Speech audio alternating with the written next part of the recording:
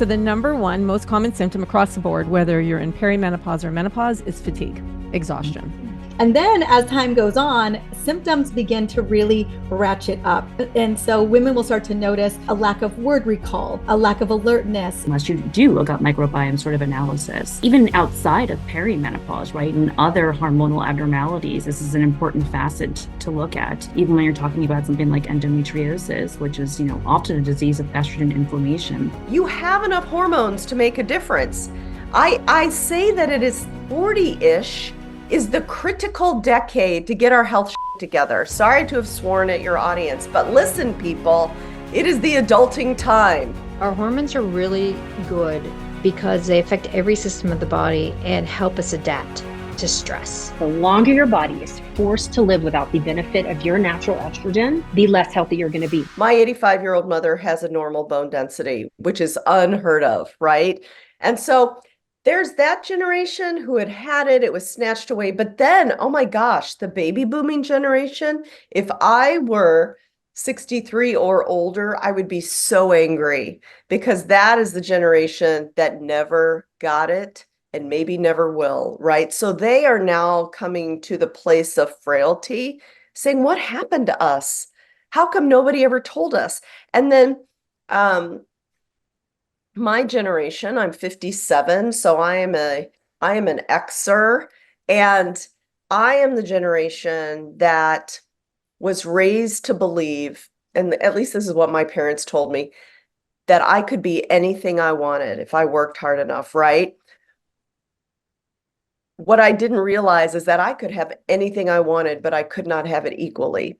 So now my vision is to not lie to my daughters. I have a 29-year-old daughter and I have a 17-year-old daughter. I am working hard so they can be not only what they want to be, but equally. And that means in their healthcare, they deserve to have equal access to research dollars.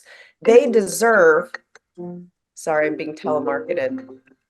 They deserve to have equal access to research dollars. They deserve to, before they go into perimenopause, when helter skelter breaks out, to know it's coming. And so when we talk about menopause literacy, which I love that you've even named it, I think it's generational, but I think that when I get millennials in my office, I give them the resources. Here's how you're going to make your estrogen decision. These are the 3 books I recommend. So it's the generation X of us. I mean, I don't know how old you are. You may be much younger than me, but millennials and Z people, I hope as they're coming up, they will not have to explore in the way Xers are currently exploring. They're going like, oh yeah, because I used this language yesterday on a 41-year-old. I said, listen, this is coming. You cannot avoid it. You need to know it and you need to get in front of it. And I think she was like, what? I'm like, this is coming. You may not be feeling it now, but give yourself 5 to 10 years.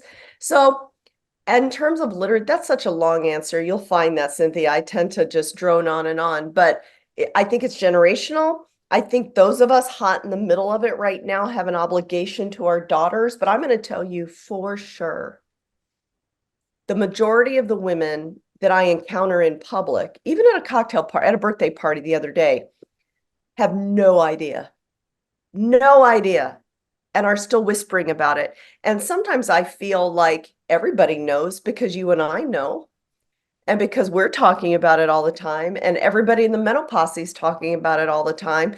It feels like the world knows, but the truth is only 7% of women are prescribed hormone replacement, which means that even less of them have probably been told about it or even know what menopause is. Gosh, there is no direct answer, but I think that is how I think about it right now. Yeah, I love your answer. And I'm part of the generation. I'm 52, so I am part of your generation. Yeah. But when I think about my mom, who's 78, Mhm. and when the Women's Health Initiative came out, she went from being on hormone replacement therapy to being taken off of it. Mhm. And I've watched my mom and her sisters navigate menopause, now 20 years in, 25 years in, depending on the individual, and the net impact on their bones, their brain, their cardiovascular risk, their mood. And they have given me permission to talk openly about this. So I'm not sharing anything that they're uncomfortable with the community knowing. But I do think that that generation lost out on so much protection from HRT. And my hope is that our generation is going to start actively talking much more proactively than any other generation has had the opportunity to do so. So things will be different for your children's generation, my children's generation, and certainly helping to build awareness so that conversations are started. My mother never spoke to me, even though my mom was a nurse, never, ever had a conversation with me about perimenopause, menopause. There was so much shame around that loss of fertility, and yet there shouldn't be. I mean, it is, you live long enough, this is what's going to happen. Right. And so there's no thank shame in it. God, right? Who wants to be fertile till you're 70? I mean, No, thank you. no, thank you. No, thank you. Absolutely no, thank you. But one of the things that I love about your work, number one, the advocacy, but also bringing awareness to some of the changes that will occur in women's bodies if they're not proactively working against it. And you're an orthopedic surgeon. And so you've coined this phrase of menopause syndrome, musculoskeletal syndrome of menopause, excuse me. Let's really pivot a little bit and talk about this because it is relevant to everyone that is listening. You know, when I was going through my own menopause, I had what people have. Brain fog, such that I would ask for an instrument in the OR and I would say, I need this thing. I need the thing that I could describe it. Adjectives never went away, nouns went away, right? So I had the brain fog, I had the night sweats, and I have a story for each one of these symptoms. But the thing that devastated me was I am an athlete. I've always been active, whether I was truly an athlete or just running around, because being a surgeon, an orthopedic surgeon, is a physical job, right? I can lift all the 300-pounders I need. But the musculoskeletal syndrome of menopause, primarily the symptom of arthralgia, which is total body pain. I could not get out of bed. I would swing both legs over and slowly push myself out and then kind of shuffle until I warmed up enough. And that was new to me. And then as I became more of a self-advocate and a student of this, because you believe me, nobody taught me this in medical school or orthopedics, where 96% of all my peers were born with the dysfortune of not having ovaries. So how would they even know, right? So anyway, as I self-educated, I learned that it was not only total body aches, but the frozen shoulder and the rapid progression of arthritis in women after 50, and things like loss of lean muscle mass. I truly began to understand osteoporosis, and I'm a bone doctor. This is my responsibility, right? And then I experienced the redistribution of fat from periphery to visceral. Those are all the tissue-specific results of estrogen walking out the door and never looking back when it comes to the musculoskeletal system. And it's all because of the same reason we have symptoms other places. Estrogen is ubiquitous in our body. Every organ system has receptors. This is my little basket illustration. An estrogen receptor is like a basket, and estrogen fills it. And when it fills it, it causes a shape change that allows all the downstream amazingness that estrogen does for the musculoskeletal system, whether it's inflammation, cartilage, muscle, bone, fat. So I decided and if somebody came to me, I'm sure it's you too, when you see patients came to me and said, I have these 6 different things. Gosh, that is hard to do in 15 minutes, and I would probably glaze over. So I wanted to give women a nomenclature such as, okay, clinician, I have the musculoskeletal syndrome of menopause because my estrogen has gone, and I am primarily having, and choose a symptom, I'm primarily having arthralgia, I'm primarily having shoulder frozenness, so that we could advocate and communicate better. But part of that is advocating women, consumer women, right? Patients. Part of that is educating our own disciplines, because only one very, very brilliant orthopedic chairman has invited me to come do grand rounds on the musculoskeletal syndrome of menopause. She's a woman. She heard me talk about it in a little sports medicine group, and she's like, "Oh my God, I've got to get all the departments together to talk." And it's not because the others are reluctant, they just don't know. So as I advocate, as I produce papers on this, part of my job is to educate my own field so that they treat women better and don't just dismiss them and say stupid things like, "Oh, it's just part of getting old." I mean, so is erectile dysfunction, but nobody tells the men that, do they? No, absolutely not. It's interesting. I think it was Avram Bluming when I interviewed him that said, Cynthia, if men had a catastrophic hormonal change like women do when they go into menopause, I mean, men go through andropause, but I don't think it's nearly as dramatic. I don't think so. Men would never stand for it.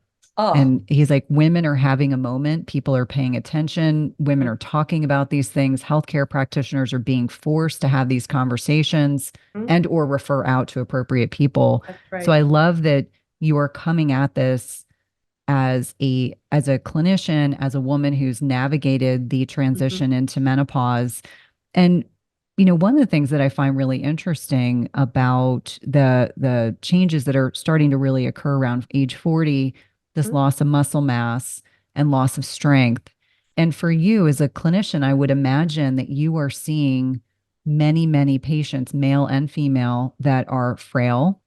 And maybe this is where we pivot and talk about why frailty is a concern, and the concern about falls and fall risk. Yeah. And so I think, unfortunately, we don't, as a country, don't properly educate patients that, that process really starts in our 40s and 50s. And maybe it doesn't show up until latter stage of the 60s into 70s. But this is why, I was an ER nurse before I was an NP. And I mean, the amount of falls that I saw, sometimes just breaking a hip or a bone, but more often than not, blunt force trauma to the head bleeds, things that sometimes can have really unfortunate consequences.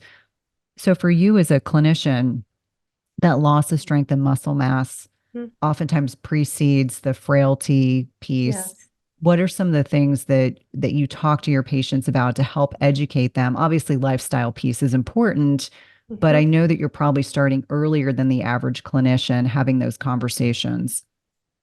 You're so right, because what we don't realize, unless we're thinking about it, is perimenopause is the start of our estrogen decline. I mean, we have estrogen dominance for a while, but it's because our ovaries are retiring, right? What we don't also realize is that around in our 40s, women lose 50% of their total testosterone, which is critical in the musculoskeletal system.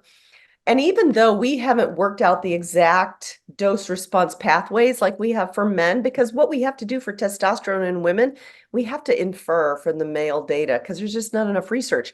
But my point being, it starts happening in our 40s. And so that's when I want people to start thinking about it. And here's another terminology that I throw out there all the time is there's a decade that I call 40-ish. 35 to 45, you have enough hormones to make a difference. I say that it is 40-ish is the critical decade to get our health shit together. Sorry to have sworn at your audience, but listen, people, it is the adulting time. We have been out of college long enough. Maybe we've settled into our careers. Maybe we have littles that we're frantically trying to raise. But it is time to turn some light back on ourselves, because it is the critical time that our bodies are going to enter into midlife. And we can stop worshiping our youth, because frankly, it may not have been that amazing anyway. We just think it was. And pivot, like literally pivot to face the future. of midlife and beyond. So that begins in 40-ish, 35 to 45. Then what we have to realize is as our hormones plummet, both estrogen and testosterone levels change, everything changes, that our health span, on average, lasts until 62. That time in our lives when the ravages of chronic disease are kind of quiet. At 62, the diseases that kill us are demanding attention, and many people tell me, because I see them a lot, and as the more general practitioners will tell you, that's when people start going to 3 doctor's visits a week. Right? Health span 40-ish, 35 to 45. 62, health span becomes really apparent that it's ending. And here's what happens, Cynthia, because I still, even at this age in my career, take trauma call. I am called to the emergency room or to the hospital room, and lying before me is the future of women. If they do not pay attention, I see the future of women today, every call day. And what is it? Typically, the woman is laying there 75, 85, 93 a couple months ago. She has broken her hip, doing nothing. She's not out in a Spartan race. She's going around her house. She trips over the rug, or my office is next to the airport. She trips over her own bag and she breaks her hip. And she's laying there in the hospital bed. Bones are silent until you break one. Particularly, here's my femur. I always pull this out. Here's the femur. You break your femoral neck. It is excruciating. So they're laying there not moving because it doesn't hurt when you don't move. She is incontinent because she has not had estrogen since she was 50. And she has the gynecourinary syndrome of menopause with the fragile mucosa. She has recurrent bladder infections. Her uterus is prolapsing. She's incontinent. She's laying there in bed with one of those weird devices probably developed by men. It looks like a hot dog to catch the incontinence. Incontinence is one of the number one reasons women are moved to nursing homes, right? Broken hip, incontinent. When I ask the medical people to clear her so I can take her and fix her hip, she has so much cardiac disease that they can't have trouble clearing her. I saw hundreds, if not thousands, of patients in the ER and then as a cardiology MP doing pre-op clearances. And you're absolutely correct. A lot of these patients, we would talk to the families and we would say, we know grandma has a bad heart, has a leaky valve. If we don't intervene, she's never going to walk again. But if we do intervene, there's a high likelihood she could have an infarct or have a heart attack post-operatively, congestive heart failure, et cetera. And so it is a real concern. And for me now, both as a clinician, but also as a family member, seeing these 2 family members fall, it just magnifies why it's so important.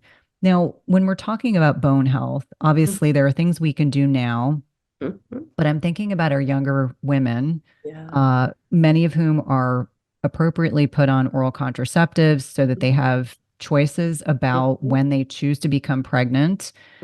What are some of the risk factors that you're aware of that impact bone health before we go into perimenopause and menopause? Because I think these are important to talk about because these are reasons that may impact many of the listeners.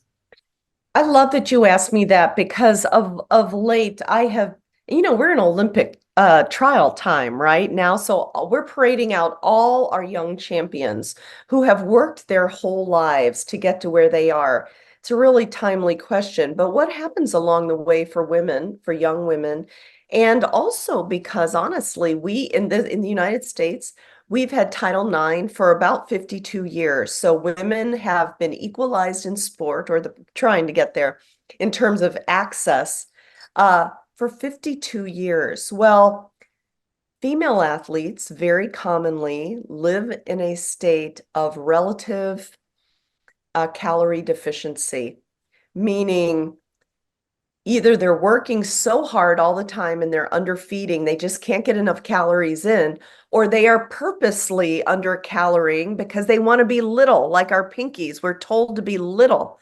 especially if you take care of gymnasts and dancers and runners and right. So what we're having now, and I also have these patients in my clinic, are young women in their 30s coming in with osteoporosis because they never laid down enough bone when they had the opportunity due to relative calorie restriction, overuse, or not athletic calorie restriction, but they just want to be skinny, right? So it's a real problem. So my poor 17-year-old and my 29-year-old and all of her friends hear me constantly talking about the fact that, are you out there bashing your bones? Are we jumping up and down? Are we doing impact exercise? Are you feeding yourself enough? How much protein have you had? Such that my 17-year-old is very conscious about getting enough protein in, which I'm so glad, because she was a ballet dancer most of her life, right? And she is teeny tiny. So these are the osteoporosis is not a disease of old women. It is a disease of people, because 2 million men in this country have osteoporosis. Now, theirs is a little bit characteristically different than women's, but when men fall and break a femur, it is devastating because they're usually older. So to get back on track, bone health is a concern of all women. It should start when they're teenagers. Are you getting off the couch? Are you exercising? Are you eating enough to build the muscle and bone you need for a lifetime? I think it's such an important message. And certainly I think about many women that go without menstrual cycles for years and years and years and don't think of it as being a cautionary tale. I remind women that our menstrual cycle is really another vital sign. And if you're not getting your menstrual cycle, the question is why? And it's interesting, even with the rise of social media, I'm seeing 27, 28-year-olds that are, premature ovarian insufficiency. So they're literally positioning themselves to have the magnification of every potential side effect of going into early menopause times 100, because it's not as if they're 57 or 47 or 50, but being that young and that long without those sex hormones is a huge concern. Yeah.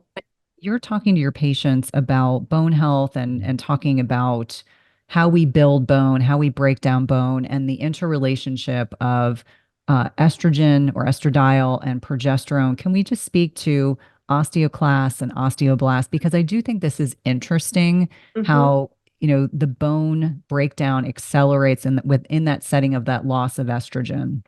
Yeah. So a little bit of, bone biology is a multi-step process with multiple cellular processes and stimulates. But if we break it down to basics, we have multiple kinds of bone cells. The two that I want to talk about today is the osteoclast, and I always do this as if I've got my bone cells on my femur here, right?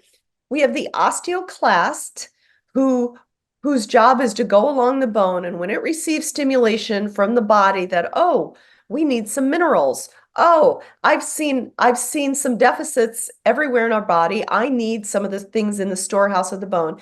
The osteoclast comes along, digs out the minerals, leaves a little hole so that those things can go off and work.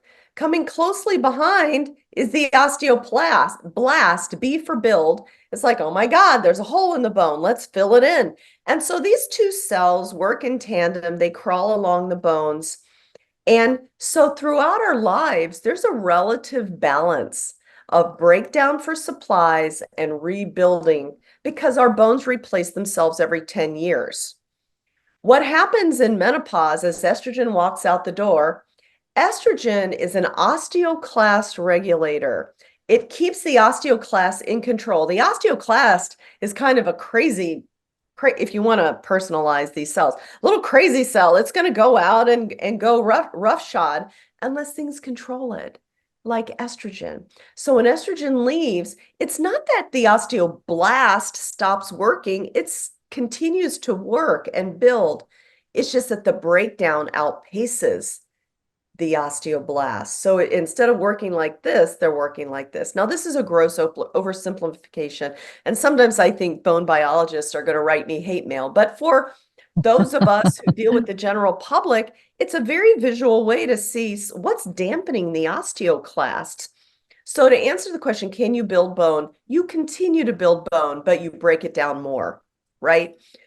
So, and we know this. We know that we can build better bone in the presence of estrogen. We know that we can prevent osteoporosis with the presence of estrogen. It's the one reason the FDA has approved estrogen easily. If you say this person has osteoporosis, it's easy to prescribe, right? But there are other ways to get around bone density problems in midlife. So estrogen is one of them. Lifting weights is another.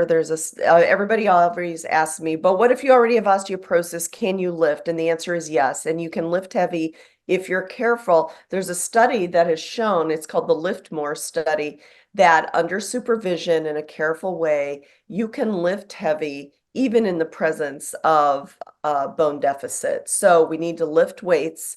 We need to impact our bones. I prefer jumping with a jump rope, running up your stairs.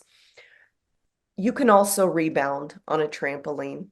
That's what astronauts do when they come back with bone deficit. NASA has done great work that you can rebound on a trampoline. So the number one most common symptom across the board, whether you're in perimenopause or menopause, is fatigue, exhaustion. Mm-hmm. Over 70% of women reported feeling really tired, can't get out of bed. Number two is brain fog, with over 66% of women. Number three are sleep issues. Mm-hmm. So it is absolutely in the top three. Then we have memory loss, anxiety, loss or low libido, joint pain, lack of concentration, lack of focus, then hot flashes, number 10, which that really surprised me that it's actually number 10, because when we think of menopause, and when I ask a room full of people, when I'm speaking, I'm like, what is the number one symptom? They're like, hot flashes. So it's because we think it's like so synonymous. And that's what actually made me think about perimenopause and menopause. But it's number 10. Lack of patience, number 11. Then we have night sweats, slower metabolism, changes in body shape, and then digestive problems. So the gas, the bloating, the indigestion, the loose stools, constipation, all of that, that's number 15. And then we have dry, itchy skin, itchy ears, lack of or low self-esteem, pain, and then headaches or migraines. So those are the top 20. It's quite a constellation of symptoms. And it's been my kind of clinical experience that depending on the person, if they're feeling tired, I feel like a lot of, type A women, they just push through it. They're like, I'm not tired, not tired. Not to mention the fact, the word finding issues that people will experience, which is oftentimes a reflection of, estrogen changes. And I know my listeners know that we have some of the most wild fluctuations of estradiol throughout perimenopause, and even higher than when we're in our peak cycling years. So it's those alterations that can kind of create that. But what I find most interesting is that if I were to poll my listeners, those are my top three. But I think that it really speaks to a lot. 5,000 is quite a significant number. So listeners, we talk about statistical significance, and I think about you have to have an N or a quantity of at least 100 to feel like you've got a good representative population of data. So 5,000 is incredible. And so, when we're talking about these symptoms, how many women listening have expressed that they're tired to their healthcare team and they've been told it's all in their head? Oh, a lot, actually. We have another survey. So it's called Doctor's Visits. Actually, 4 of our surveys out of our 10 right now, and we'll be submitting more, the abstracts are going to be published in the journal Menopause in December. So this is very exciting that I'm going to be a published researcher in this symptomatology. So one of them is our Doctor's Visit survey. So to answer your question, this was based on 1,050 women, and it's all of these surveys are ongoing. So if I'd love you to put a link below so your listeners can go and fill them out, because the more that we know, the more that we can help women. And then we can also help to educate the doctors and healthcare providers. So we know, according to our Doctor's Visit survey, that 90% of women, so 89% of women, go to their doctor complaining about their symptoms. And how many times did they have to visit their doctors before the connection was made between their symptoms and it being perimenopause and menopause? 40% of women had to visit their doctor between 2 and 3 times, which is a lot. Only 25% of the women said they went once. 18% went 4 to 5 times, and 17% of the women went 5 or more times, and in many cases still don't have their answers. I mean, these are massive statistics. 75% of the women out of the 1,050 had to go between 2 and 5 plus times to actually make the connections. So yes, we need to educate doctors and healthcare providers. So what are these symptoms? And that's what we're doing. We're providing the list of the 103 symptoms. You know, we went to the Menopause Society conference where we showed I showed 4 posters of our research. And what was interesting is a lot of the comments from the doctors and the healthcare providers were like, wow, that is so many symptoms. Because if you Google, like Cynthia, what's so interesting to me, so like you, I'm in the midst of writing a book right now. And I was trying to find where we came up with this, or who came up with the 34 recognized symptoms. It was really hard to find. We found it in like a paper, one person who had mentioned it in a paper in 2013. It is not anywhere in the literature. So that really surprised me. And I even asked the Menopause Society, like, where can I find the source? They're like, we don't know. And I was like, wait, we're all quoting these 34 recognized symptoms, yet we don't know where it came from. So now we know it will be in the journal Menopause, 103 plus symptoms. So no more of the 34. We know that there's that many. But what's also really interesting from our survey is that 40% of the women said that when they brought up menopause or perimenopause as a possibility for how they were feeling, said that they were dismissed by their doctors or healthcare providers. And only 10% brought it up with their patients. Yeah. So we have so much work to do to help educate. Now, someone like yourself who's so who understands, who focuses on menopause, we need so many more professionals like yourself that can, because it'll make a huge difference for women. We won't feel gaslit, we won't feel dismissed. Also, the amount of time and energy and anxiety around our health, there's so money that is being spent. There's so much that we can do to improve how we can treat women, how we can support women, how we can validate women in perimenopause and menopause. Yeah, it's interesting for me because up until 8 years ago, I worked in clinical cardiology, both inpatient, outpatient. And I remember what it was like post WHI because there were a lot of female patients crying in the office to me or crying in the hospital talking about how they felt so much better on estrogen. They felt so much better on progesterone. And at that time, as a young woman, I mean, I was a young nurse practitioner. I was like 30. I recall that I didn't fully appreciate because I actually went back and looked in my physiology text from my nurse practitioner program, and it's huge anatomy and physiology text. And honest to God, there was all this discussion about women's menstrual cycles, and there was probably 2 sentences on menopause. It's like a woman goes into menopause at the age of 50 and falls off a cliff. I mean, that was the amount of exposure that I had. And I recall over years and years and years of working in cardiology, I was like, what is going on with women in their 40s? Because I believed what they were experiencing. That was not my area of expertise. I mean, I had a constellation of functional integrative physicians, nurse practitioners, even GYNs and nurse midwives that I would refer out to. I was like, I think you need to go see someone and talk about what's going on. But it was so apparent to me that there was this lack of education for healthcare providers. I think even if I were to speak to my GYN and my nurse midwife friends and nurse practitioner friends, with very few exceptions, they would also agree, even as dedicated women's health experts, even they didn't have the scope of information. And it's interesting, my current GYN is young. She just finished her residency. She loves middle-aged women. Do you know why she loves middle-aged women? Because there's not the complication of dealing with, deliveries. She said, I love serving this population because most of these women are done having babies. They're really focused on themselves. She's like, I love being their advocate. And I said, this is great. I'm so glad to know they are young providers that are interested in focusing in on women of this age, because I think for so many of us, we felt like we have lost our voice. In fact, I'll give you the example. I was this is probably 10 years ago, so early 40s. And I just recall I was talking to my then GYN that was in Northern Virginia, who I liked fairly. I mean, you didn't get a lot of time with her, but you could go in and have a conversation. And I remember saying to her, I have very heavy menstrual cycles.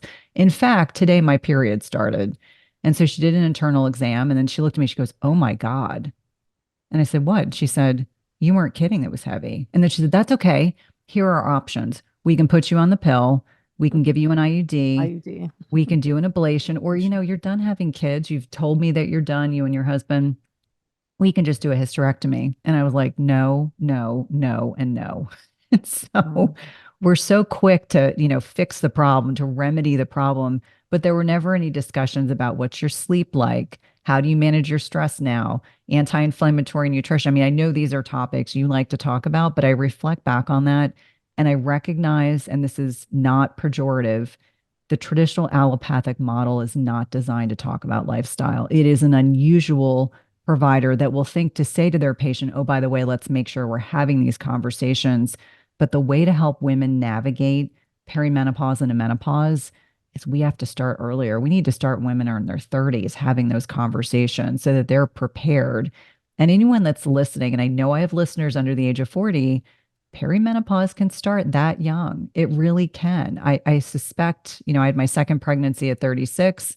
I'm sure by the time I was 37, 38, I was starting to see some of those inklings and glimmers. I just attributed all of it to having young kids and a husband who traveled.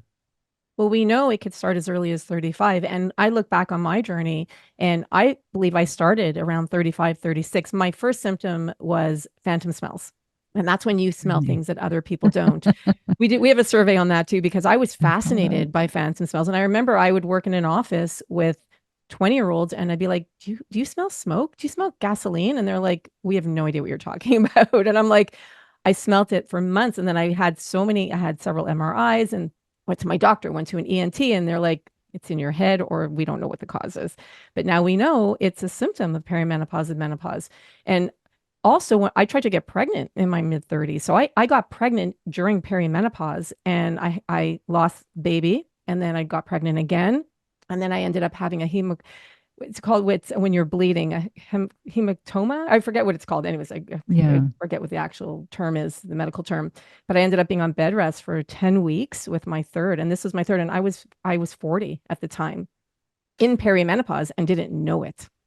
And that's where I feel like we're doing women such a disservice. And to your point, what you were saying earlier is we have to educate a lot of different people. So we have to educate the women themselves. So I would love to see education in elementary school or high school. So our daughters are learning, and I looked at my daughter's grade 5 curriculum. Now she's in grade 8, but I looked at this back when I was doing the work and I was trying to figure out, how do we help integrate this education so that we understand it better?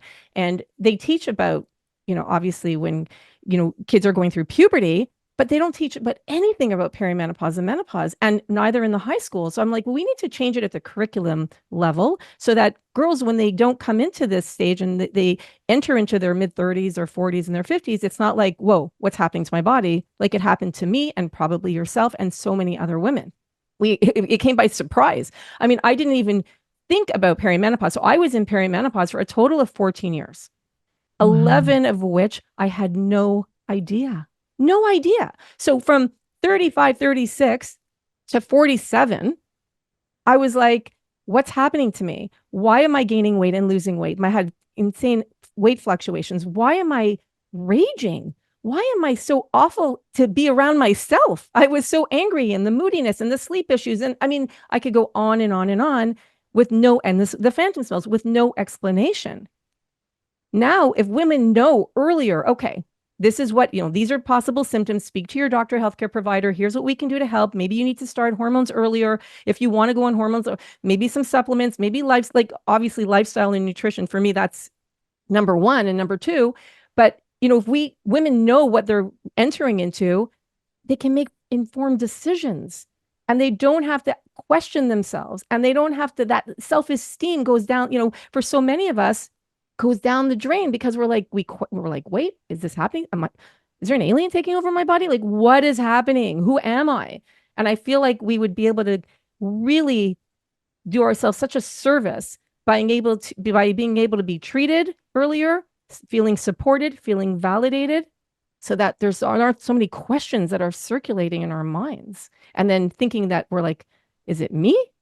And I remember asking my friends who were a similar age to me, and I'm like, are you experiencing any of this? And they're like, no, we don't know what you're talking about. So I was like, oh, it Well, must just be me. no. And there's this shame around aging. Like, let's just be clear. My mother never Absolutely. talked to me about perimenopause, and certainly I don't think to this day would actually admit to what year or age she went into menopause. There's so much shame around aging. In fact, my mom for many years would just tell people she was 30 until I became 30. And then I was like, okay, mom, I think it's time to kind of, rewrite that narrative. But I think for so many Interesting. women, so many of my friends are so disconnected from their bodies. And if you are listeners to this podcast, I talk about this a lot. That loss of insulin resistance goes along with that loss of muscle. And so it's not just about aesthetics, why it's so important to focus in on lifestyle. And that's why I love your work, because you really speak to this, helping women understand how to feed our bodies, how to focus on sleep, how to manage our stress, how to lift weights. Yes, lifting weights, ladies, it's very important. How we kind of navigate these lifestyle issues and how they improve or they can negatively impact metabolic health. Oh, I mean, you said it, as we go into perimenopause and menopause, we are more prone to becoming insulin resistant. And it's interesting when it comes to, so to answer your question about muscle is what helps to take in the glucose, right? It helps. That's why it's so important. It helps us to get the glucose into the cells.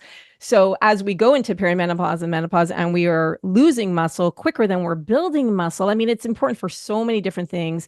Obviously, insulin resistance being a big part of it. And I do a lot of N of one research. So I'm very much, and you're nodding, you're like, yep, yep. So N of one research to me is crucial because in order for me to help educate my community, I need to understand how it's affecting my body in particular. Now, we're all different, we're all affected differently. Our blood glucose is affected differently. I can eat something and be affected. You can eat something, you won't be as affected. But in general, I try to really drive the point home to our community that nutrition is at the basis for so many things. And it is really the number one thing that I want you to focus on when it comes to you entering into this phase of life. And I have women a lot will say to me, oh, Andrea, what do you do? And I'm like, oh, I help women in perimenopause and menopause. They're like, oh, I'm so past that. And I'm like, what do you mean? I'm so past it. Oh, I'm in menopause already. I've been in menopause for a few years now, or 10 years or whatever it is. And I'm like, I said, now I'm like, I'm like, first of all, once you're in menopause for the rest of your life. And it is so important that now more than ever that you are focusing on nutrition. What are you eating? How is it affecting your blood sugar? Are you exercising? How are you managing your stress? We know that we can't cope with stress as well, and we're more stressed now. 66% of us are more stressed now than we were before. How are you handling those two? And are you taking supplements to help? Not to you can't out supplement good nutrition, but what are you doing to help yourself? And obviously I don't get into the hormones, but if the hormones are something that you're taking, what are you doing now to help yourself? And now it's really important that you focus on that. So when it comes to nutrition and really managing our blood sugar, so I've had, it's very interesting too, because I do a lot of N1 testing, I've been wearing a CGM, which is a continuous glucose monitor, for a couple of months now because I was having some blood sugar issues. And I'm like, okay, let me look at it from a food standpoint. So it wasn't a food standpoint. What is it? What are the reasons that are causing it? Is it that my muscles are breaking down a lot quicker and I'm not taking in my glucose? Is it my hormones? What is it? So I'm trying to figure out what is causing it, because my glucose was always at this, my fasting glucose was always in a specific range. And now I'm like, oh, that's a lot higher than my regular range. What's going on? Right. So I'm always trying to figure out. So starting though, and this is why I'm so passionate about looking at what we're eating, food really does make a massive difference for how our blood sugar is going to remain level, or is it going to spike? And it's normal for it to spike and then go down, but how long does it take for it to go down after it spikes? So all of these questions come into play. And that's why I'm like, okay, when it's really important, you're the captain of your own ship and you can make your own decisions, right? You have the power to decide what you're putting into and onto your body. And Cynthia, for years before I really started focusing on perimenopause and menopause, my focus was on what we are eating. What are the food additives? What are we putting in our body? I wrote a book called Unjunk Your Junk Food back in 2011. And so this is what I've been focusing on for so many years. So what you're putting in your body can make such a difference to triggering your symptoms, to how are you feeling, to whether it's spiking your glucose or not. So what are you eating? So I really say focus on eating a good amount of protein. And I know you talk about this too. We talked about it in our interview back in 2021. Make sure you're getting a good amount of protein. Make sure that you are focusing on fiber, those 25 to 35 grams of fiber, eating a rainbow of vegetables. We want to get the different phytochemicals from the different color in your vegetables. Low glycemic fruits. If you're going to have your fruits, berries, sour apples, right? Try to avoid the ones that are going to spike your blood sugar too high. Looking at good quality fats. What type of fats are you eating? Are you ingesting seed oils? Now, seed oils are canola, corn, cottonseed, soy, sunflower, safflower. This is from the work of Dr. Kate Shanahan. She really put seed oils on the map, and I've interviewed her several times, and I'm sure you have too. She's amazing. So really looking at the type of oils that you're eating, which can cause inflammation in the body. Again, something we're more prone to as we get into this phase of life. This is a journey. It's a continuum that can last, sorry, ladies, 10 plus years. And so in a lot of ways, it can be gradual. For some, not so much. But because, as you know, natural menopause can happen anywhere between 45 and 55 years old, that means that perimenopause, which is the transitional period to that one defining moment, that one day that you haven't had a period for 12 months, it is a process, it is a journey. And I call it a reckoning in so many ways. But that means that some of us can start to experience warning signs or symptoms as early as our mid to late 30s. And what I'll normally see in the beginning, often they'll say that your period stops or your period's changing. And that's a lot of what the literature indicates, that perimenopause, one of those signs of perimenopause is that you just have irregular periods. And I wish that's all that there was, but I rarely have ever had a woman come to me and say, I think I'm in perimenopause because my periods are becoming irregular. No, there's always symptoms that come up right before or many years prior to even when your menstrual cycle begins to shift and become more irregular. So those early signs and warning signs, I guess, in terms of peri are often in relation to the low progesterone. That was definitely for me. That's what I noticed out the gate. I'm like, what is this? And for many of us, that'll often be in that luteal phase, that late luteal phase, that's when we have progesterone. And it's that late luteal phase where our PMS symptoms, are there, but then I find that they get kind of amplified. So women will notice a lack of stress resilience. All of a sudden, things that they could handle, they're not able to handle as well. They find themselves just a little bit more, or maybe a lot more irritated than they used to be.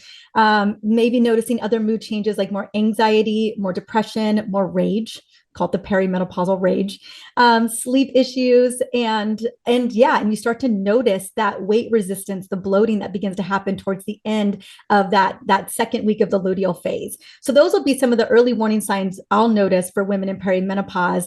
And then as time goes on, symptoms begin to really ratchet up. And so women will start to notice a lack of word recall, a lack of alertness, more fatigue, especially in the middle of the day. They'll begin to notice the weight resistance, as you've mentioned. All of a sudden, even if the scale doesn't move, the fat has relocated, to the belly and not where it used to be. And it's not as easy as it used to be. They may notice themselves less strong, and that they're losing muscle mass. And then obviously some of the more kind of what I consider to be really overt symptoms like palpitations and itchy ears, itchy scalp, again, like severe low energy. We start to notice a slew of symptoms as they move into that second phase of perimenopause, the late perimenopause, where estradiol and progesterone are beginning to drop. Estradiol is also wildly fluctuating. It's really interesting to me because it's if you look at the way estrogen is distributed over the course of perimenopause, we have some of the most wild fluctuations of our entire lifetime. And it does that for a while. And then toward the latter stage of perimenopause, things kind of drop off a cliff. And what I find so interesting is that most of what I experienced as a woman was magnified times 10. I had those crime scene periods. I had trouble sleeping. I was weight loss resistant. But all those quirky things that your dermatologist will just give you a steroid cream for, like, the skin itchiness. And a colleague of mine just reached out the other day and said she has seen 5 specialists for itchy skin. And I finally said, has anyone talked to you about estrogen? And she said, no.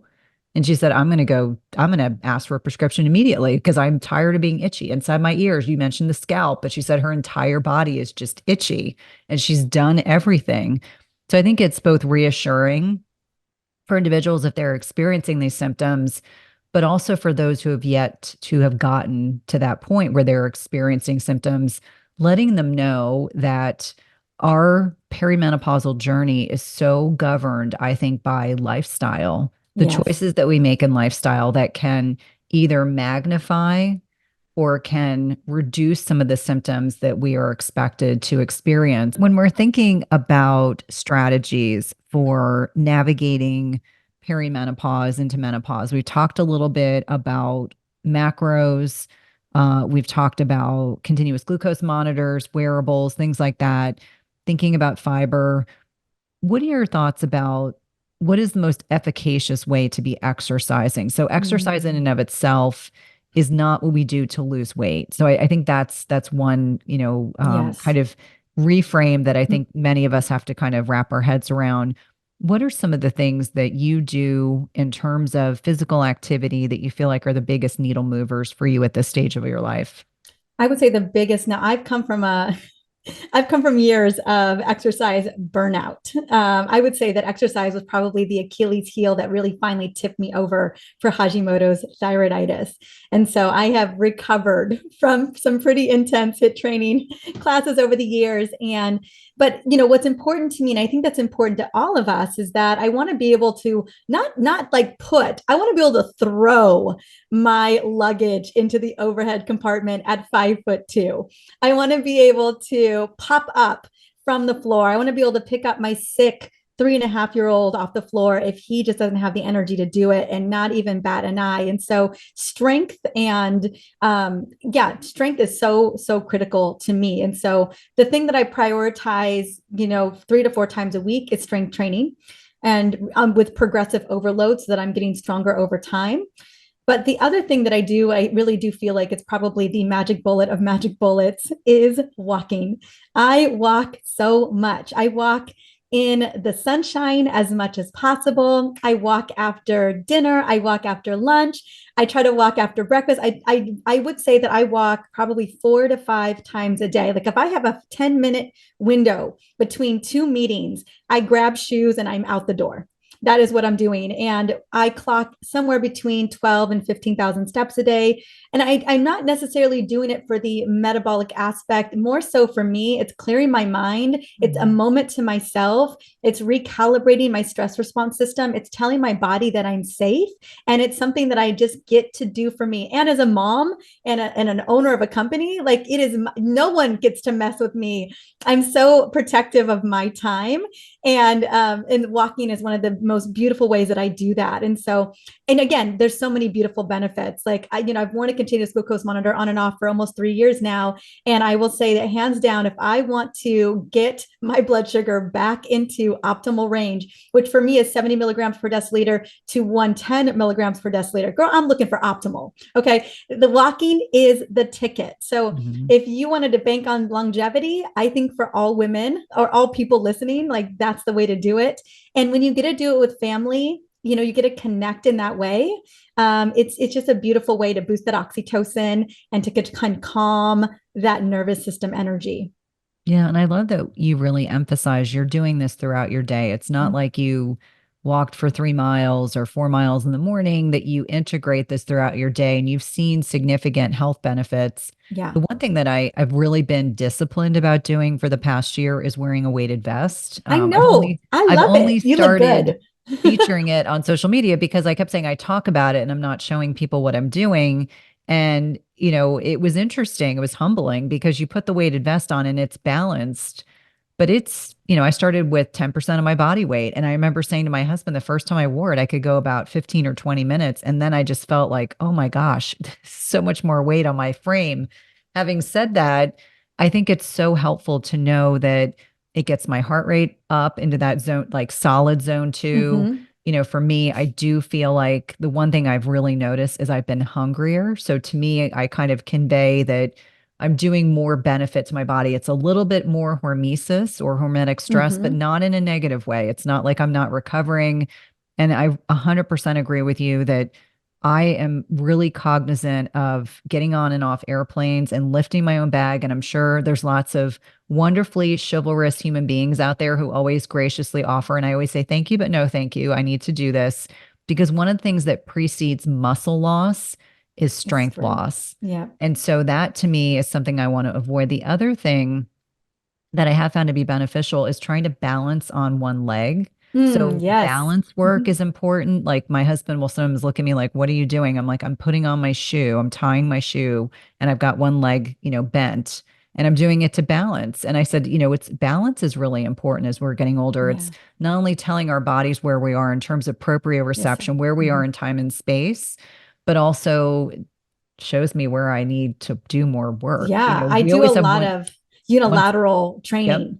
Yeah, I'm always testing one side of the body, either one leg or arms. So I do a lot of unilateral training, and gosh, it is so humbling. I also brush my teeth with I'm that's so left-handed, smart. so I brush my teeth with my right hand. And yeah, it's all very humbling. I love zone 2 training as well. I probably do it 3 times a week. It's not my favorite. I would much rather lift weights and just go for walks. But I am, I'm committed to my cardiovascular health. I do some sprint training too, not as probably as often as I should, but whatever. And I've been wearing a weighted vest at all. I'm at 10 pounds. That's where I'm at right now. And that's working for me. And yeah, it is a very humbling experience, but it's such an easy thing to do to add to your walking routine or workout. Absolutely. And again, 10% of your body weight. So my husband bought me a 20-pound vest and I put it on and I was like, ooh, it feels a little heavy. Yeah, it's a little spicy. I'm not ready for that. In terms of managing stress and addressing sleep, what are some of your favorite ways to support both? Because stress is part of insidious. life. Yeah. Right. And so I think part of life. yes, it's kind of like, I don't know anyone who lives a stress-free lifestyle, but obviously healthy boundaries and finding ways to manage the stress that we do have that sometimes we have no control over. I would say that if you ask friends of mine, definitely if you ask my husband, I am the boundary queen. And because I was boundaryless for so long. So boundaries, I think, are super important, but I think boundaries even around how you live your life. And so I have boundaries around my sleep. I fiercely protect my sleep like it's $1 million meeting. And unless you are my $1 million meeting, like you cannot interrupt, including my husband, I'm like, like get out. So fiercely protecting my sleep. I kick off my sleep routine in the morning. I try to be up before my family's up. And family, I mean my son, my toddler. And I'm outside it's sometimes gloomy. I'm on the coast, but I'm outside in the sun or outside for at least 5 to 10 minutes, usually just walking around, just up and down the street. I know I shouldn't go too far because my son's going to be looking for me pretty quickly. So that's one of the best ways I know to help to support my sleep. And then in the evening, and other thing I do all day is like I said, like we talked about, I'm moving throughout the day. I am clearing that cortisol. I am making sure my body is good to go. We eat early because I know that our blood sugars benefit and it gives us an opportunity to walk as a family to the ocean. So we do that. So I usually have a 3 to 4 hour gap before that in bed. And then I kick off my bedtime routine after I get my son to sleep, he's in bed by 8 o'clock. I kick it off with my supplements, and girl, I take supplements. I have my magnesium. I've got and kind of it's inflammasome by DFH. It's a wonderful kind of systemic enzyme. With Hajis, I always want to make sure that I'm just gobbling up anything that's left over that's residual. I take my progesterone in the second half of my cycle. Like I have and so when I do my supplements, that kickstarts my hour sleep routine that I am fierce about. And at that point, there is no stopping me from getting into my rhythm of sleep, which is reading and journaling, low lights, making sure the bed is ready, that I'm cozy, I brush my, you do all the things you do. And so that I'm in bed about an hour prior to actually going to sleep. And I am consistent every single day. So those are the things I do for sleep. For stress, there are a lot of ways that I manage and support stress.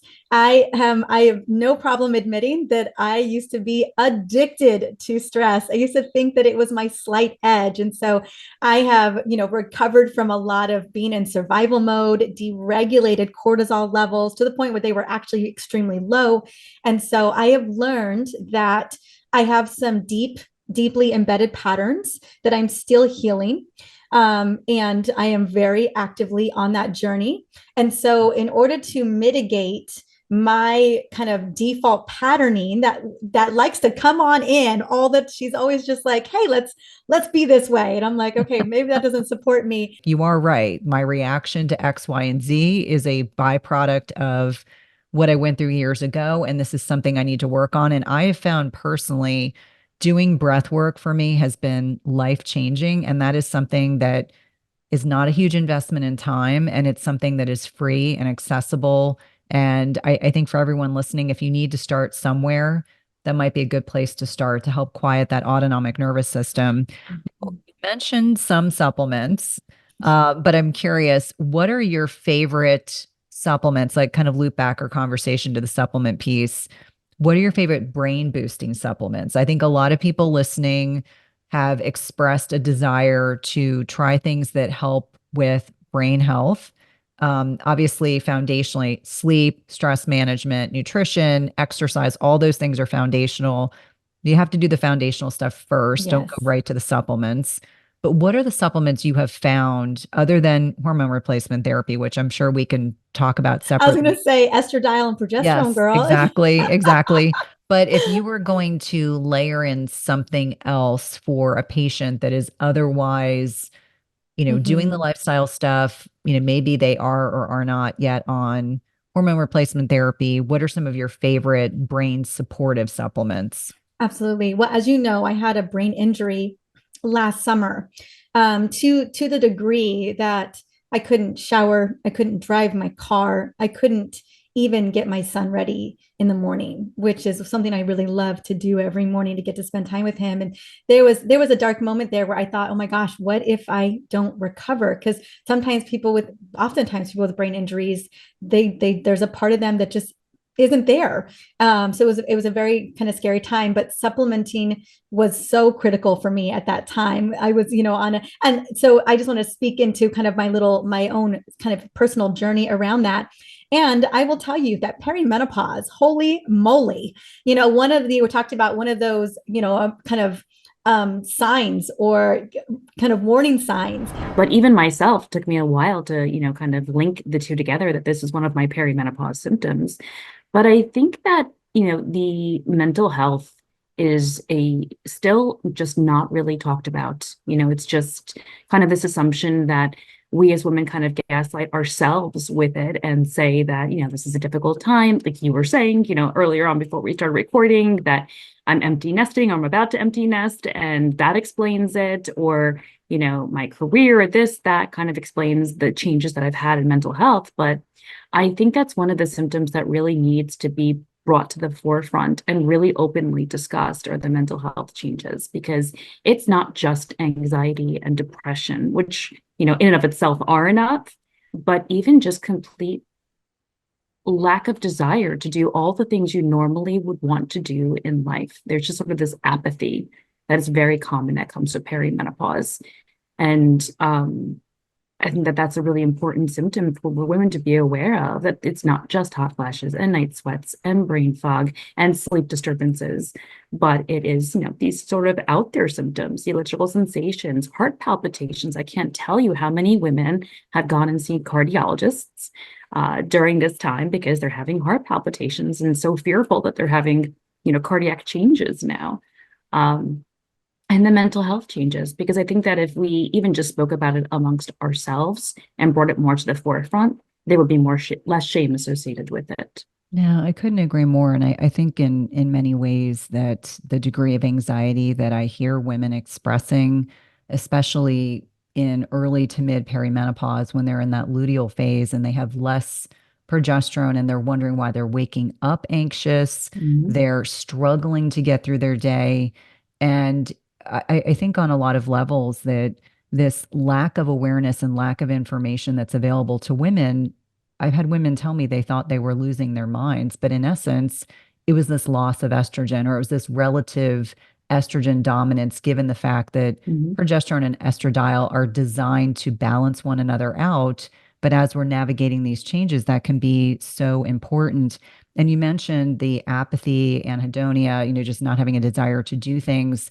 We don't talk enough about testosterone, although I feel like in many ways, the pellet industry, and I don't mean to kind of focus on this, but I'm going to talk about it. I feel like I meet a lot of women who will come to me and they'll say, well, I was seeing this provider and I felt great when I first got a testosterone pellet. And then, they felt like they were constantly chasing that feeling. Like they initially felt good and then they were constantly chasing that feeling. And I always like to explain to patients, like understanding what's going on upstream. Is it chronic stress that you're dealing with? You're not dealing with the stress, and that's going to deplete sex hormones further.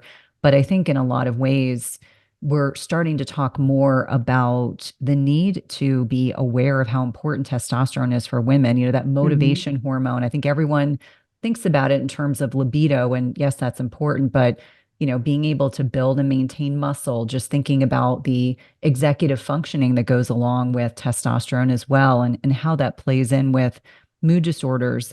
And it's interesting. I just interviewed Dr. Felice Gersh, I think for the fourth time. And this time she talked a lot about the loss of estrogen in and of itself in the heart will drive arrhythmias like atrial fibrillation. And I know my community has heard me talk about this before, but I think about how many patients I took care of over 16 years in cardiology that what they probably needed more than anything was some estrogen replacement therapy that probably would have improved their paroxysmal, which is atrial fibrillation that comes and goes, or their persistent atrial fibrillation. And so the heart palpitations, lots and lots of workups that for many women yield nothing significant, but what they're experiencing is real. And so I love that you touched on that. And, something that I thought was interesting is that estrogen plays a role in serotonin and dopamine signaling. So, it's not just the estrogen and the progesterone, it's that the neurotransmitters are also impacted. So when you're working with women in your practice and you're helping them understand the interrelationship between the natural kind of evolution of the aging process, but also things like gut health, because if your gut isn't healthy, that can further exacerbate these changes with not only depression, but also estrogen metabolism. Definitely. Yeah, I mean, I think that, I'm sorry, can you repeat the question now? Yeah, just in kind of talking about helping women understand the interrelationship between estrogen changes, what's going on in the gut microbiome, what's changing with neurotransmitter signaling, and understanding that this enteric second brain plays a huge role in how we see the world, but also is largely impacted. Like, I think one of the things that I was very humbled by is as I started to understand the interrelationship between estrogen and immune function and estrogen and the gut microbiome, it explains why women are at greater risk for opportunistic infections, why they're more likely to get leaky gut, et cetera, at this stage of life. Absolutely. And, phase 3 of estrogen metabolism takes place in the gut, right? So beta-glucuronidase, which is an enzyme that basically when you're metabolizing estrogen and removing it, phase 1 and phase 2 occur in the liver. But phase 3 takes place in the gut, right? So when we do some testing that we do kind of in the integrated modality, we're able to look at phase 1 and phase 2 estrogen metabolism. But phase 3, we're not able to unless you do a gut microbiome sort of analysis. And it's so important because you, not just in sort of even outside of perimenopause, right, and other hormonal abnormalities, this is an important facet to look at, even when you're talking about something like endometriosis, which is, often a disease of estrogen inflammation. And even if you're managing the estrogen, but you're not evaluating the gut symptoms that occur with endometriosis, then with beta-glucuronidase elevation, estrogen's being recirculated into into the system, right? So some of those disorders are going to be exacerbated just by that alone. I have plenty of patients that love having a ribeye and want all the salmon they can get. And I like salmon too. But the caveat I'm trying to make is that for each one of us, it's helping determine where we are in this trajectory. And I think tracking our macros, even for a week or two, can be very helpful for determining, I don't want to use the word deficiencies, but looking where we could do some things to improve upon what we're already doing. Quite frankly, and quite transparently, that's one of the reasons why I stopped doing long fasts or wider, having these very, very tight feeding windows. It was nearly impossible to get enough protein. And we know as we're getting older, we need more protein, not less, especially to stimulate muscle protein synthesis. And one of the most common issues that women at this stage of life have is weight loss resistance, which can be from a myriad of multifactorial reasons for why this is occurring. When you are working with your patients, what are some of the low-lying fruit, the kind of easy little things that they can do right away that may perhaps give them, get them stimulated to start releasing some weight and again, helping everyone understand the way that you successfully lose body fat and not as much muscles, it has to be low and slow. I mean, it has to be a gradual. Anyone that's telling you you're going to lose 10 pounds immediately, that's not sustainable. What we want is for you to be at a healthy weight, addressing the weight loss resistance to find out what could be an easy reason for why this is occurring and try to work beyond that and help you navigate perimenopause and menopause successfully. I start off with protein. I do. That's what I do nowadays. I start off with protein. I feel like it's a very, it just makes it easier. It becomes less, what am I doing wrong? And it becomes more, oh, you know what? I actually am not consuming enough protein. The benefits on the flip side, right, between us that we know is that it's going to increase satiety. So naturally, you're going to snack less. You're going to feel more full if you consume the protein that you should be for your macronutrient goals. So the first thing that I always start off with every single woman in perimenopause and menopause is talk about their protein goal based on, their weight, their ideal body weight, as well as I tend to use 0.8 to 1 gram of protein per ideal body weight. That's the range that I generally use as my macronutrient goal. And I think that the two things that I'll focus on is fiber goal and protein goal, and make it very simple and start there. It's amazing how much that changes everything else. Automatically, the carbohydrates that you're taking in are going to decrease because you now have this goal of what fiber you're going to consume. And if you need to have fiber goals, then you're going to consume more vegetables to meet those fiber goals because that slice of bread is not going to meet that fiber goal, right? If you're consuming enough protein, you have less of that hunger after you eat, right? So if you have a higher carbohydrate meal, then an hour later, you have that, drop in that reactive hypoglycemia, you're hungry again. If you're focusing on protein, you don't have that reactive hypoglycemia. So you don't have that. So I always start off really easy with women because everyone's trying hard, right? Everyone comes in my office. It's very rare that someone comes into the office saying that, I'm eating 2 bags of chips every single day, and I don't understand where I gained this weight, right? Most of the women that I see are doing the things, but it's just not working for them anymore. So when you put it back into perspective of protein and fiber, those are the two things that I always start off with as goals. Yeah, I think that's such a reasonable and kind of feasible first step. How does chronic stress play into the weight loss resistance piece, especially, we're 4 years after the pandemic, but I always say everyone has had more stress, not less, over the last several years. But how does chronic stress exacerbate this issue? We have symptoms, right? So if you say to me that I have so much sugar cravings, okay, that there's actually a sign that your cortisol is elevated. With chronic stress, and oftentimes this is why I do like to do a Dutch test if I can, is especially in the perimenopausal time period, is you see the adrenal component. So you see those, cortisol spikes that are happening at night, that reverse pattern, where instead of having that morning rise in cortisol and then slowly goes down into the evening, oftentimes when I do the Dutch test, I will actually see very low cortisol during the course of the day. And a woman will say, I have extreme fatigue during the day. I want to take a nap in the afternoon. And then all of a sudden, wired but tired at night, so exhausted all day, but then can't go to sleep at night.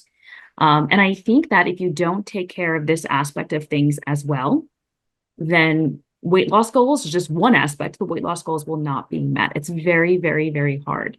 The other thing that we see right during this time is obviously insulin resistance rise. And as estrogen declines, insulin resistance rises.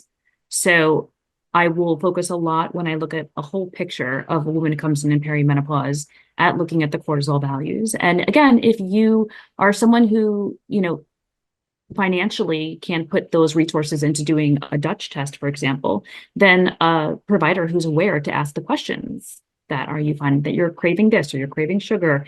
Are you finding that it's very hard to get up and go in the morning? If a woman's saying at night, I'm so tired, but my mind's going a mile a minute, these are all your signs of what your cortisol pattern is doing. Yeah, and certainly not headed in the right direction. Yeah. We know that the influence of sleep quality is so important, not just for brain health, but for overall health. Talk to us about alcohol. What is your position on alcohol for women at this stage of life? And I talk about this lovingly, and my community knows that is one thing I don't do because it just, for me, disrupts my sleep so much. But I'm sure for you, when you're talking to your patients, a lot of women consume alcohol to fall asleep, not knowing that it's undermining their sleep quality. But those same women are going to say that 2 hours later, they wake up in the middle of the night wide awake. So they're able to fall asleep because of the alcohol, but they're not able to stay asleep because of alcohol. In general, I live my life very kind of moderation. I'm going to say to a woman that if you're going to consume alcohol because you're going out with friends and you want to have a drink, just know that you're probably going to pay the price. And there are better ways to consume it. Most women will notice, unfortunately, that wine is really not your friend during this time and period of your life. And a better way to do is going to be that if you want to consume alcohol, doing sort of the clear spirits and mixing it with seltzer, honestly, is the way to go, because at least you're hydrating during the course of it too, and you're having less of that effect. So choosing the right alcohol and the amount. And then, yes, the not popular thing is that you do have to limit alcohol consumption and be aware that you're going to pay the price if you do consume alcohol. Yeah, it's one of those things that I think for me, I've never been a big drinker, but I just recall in my early 40s, it took a while for me to realize, like, what is it that I just did that now ensured that, I look at my metrics on my aura, I'm like, my deep sleep bottomed out, my HRV's terrible, my heart rate variability clearly is an issue, my pulse rate wasn't where it normally is. And so for a lot of people listening, understanding like what we're saying is if you choose to drink, do so responsibly. You mentioned the clear alcohol and I always say clear spirits are going to be better, but make sure you're hydrating around that. Make sure you've had food, because you don't make good decisions around alcohol consumption if you're drinking on an empty stomach. Have a meal around it. It will help buffer some of the effects. What are your thoughts on nutrient deficiencies vis-a-vis looking at adrenal health as it pertains to this challenging life? We know that we become less stress resilient. We know that our adrenals kind of step in to be this emergency backup system as our ovaries are making less progesterone. What do you like to focus on in terms of adrenal health to support women at this stage? So I do love to use, but I do use adaptogens. So I will use adaptogens selectively for women during this time too, because I think that there's a lot of lifestyle things that I always will teach women during this to employ, but it's helpful to have those aids during that time too. But what's really important with every single woman that comes in, I kind of have these set pillars that I go through. And one of the pillars is stress management. And this means, what are you doing on a day-to-day basis to manage your stress? And what are you doing in the moment? And I think that's one of the reasons why women during perimenopause and menopause kind of turn to alcohol as much, because it's known, right? If you have a drink, you're going to feel more relaxed, and it's an immediate thing. And it's a lack of sort of, even in our society, focusing in, day out stress management skills. And what are we doing to make that better? So it's as simple as, and there's things, that don't jive with people. Journaling may not be something that jives with you. So I do use adaptogens, but I also teach stress management skills, which are very important.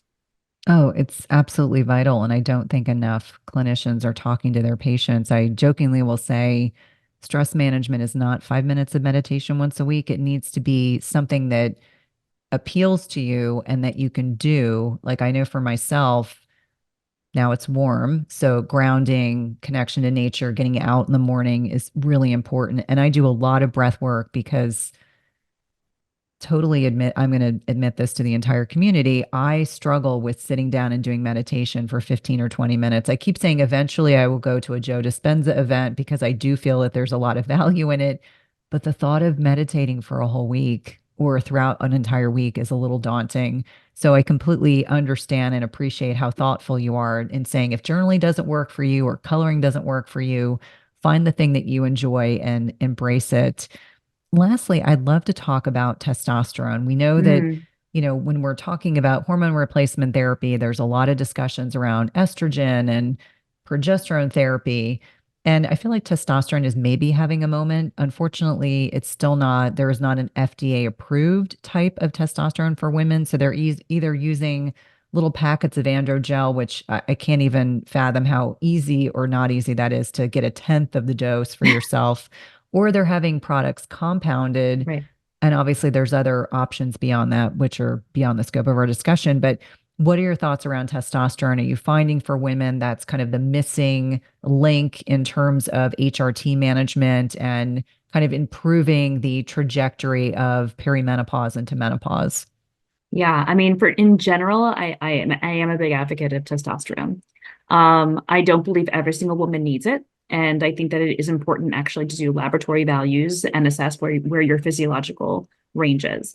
So I don't do pellet therapy because of the super physiological ranges. And, perhaps things will get better in the future. And this is not, to say anything negative about that, if that's what you choose to do.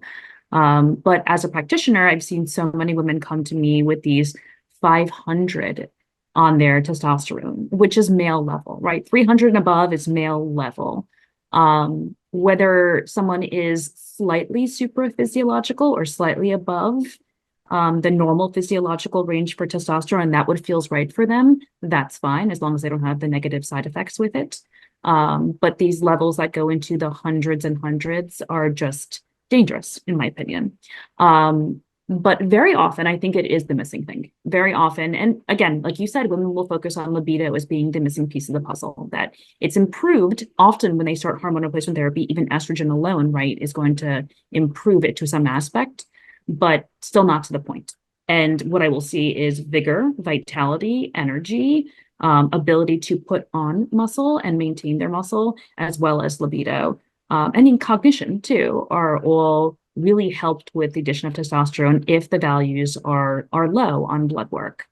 And in that way, I'll follow it, and women will often feel significantly better with testosterone being that missing piece for them.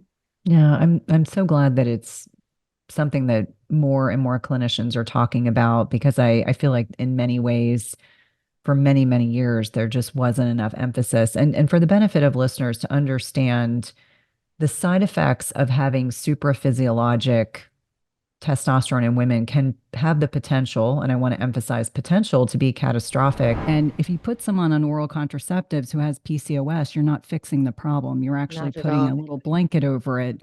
And I think many, many people don't understand that the withdrawal bleed they get on oral contraceptives is not actual real period bleeding.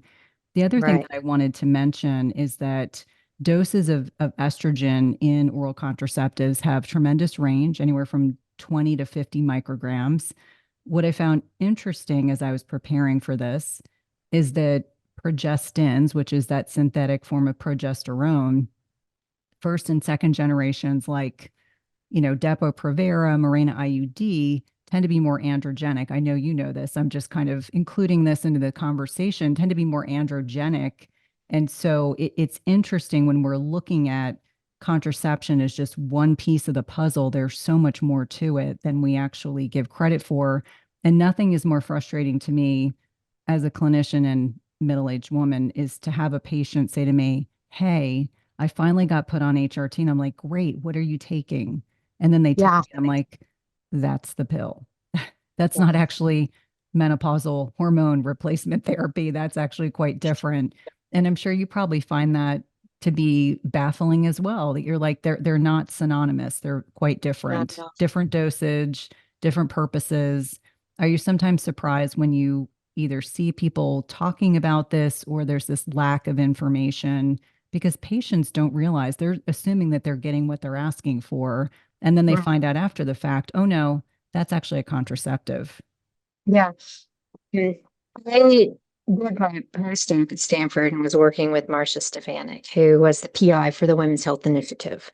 So I've been into that data, and it didn't dawn on me that the people who are outside of that data didn't realize that that whole study was designed to look at late postmenopausal women who were 10 or more years postmenopause, to see if then taking hormones would help with some of these risk factors that came up with menopause. So when all the scaremongering came out about menopause hormone therapy, no one identified the fact that it was a late population that should never have been put on hormone therapy anyway. So now we have the pendulum swinging the other way, where now we're hearing the rhetoric that everyone needs to be on menopause hormone therapy for brain health, for cardiovascular health, for bone health, to prevent body composition change. And none of that's true. So I get very frustrated when people are like, oh, I'm going to have to be on menopause hormone therapy for my bones. I'm like, oh, wait a second. You are 41 and you have the opportunity to do some jump training, some resistance training, build your bones, get some good health factors in there. You don't have to go on menopause hormone therapy. Well, I need to, because I need to also look after my brain. Like, there is no evidence to show that going on menopause hormone therapy helps with cognition and dementia. We know that exercise does. We see high intensity resistance training, high intensity exercise. Both of those types of exercise significantly help attenuate cognitive decline. And so there's that whole, like I said, the whole pendulum shifting, right? And again, it's lack of education, because everyone is looking at that pharmaceutical fix. Let's just take a pill and make it easy. So when we're looking at oral contraceptive pill, that's a blanket, like you were saying.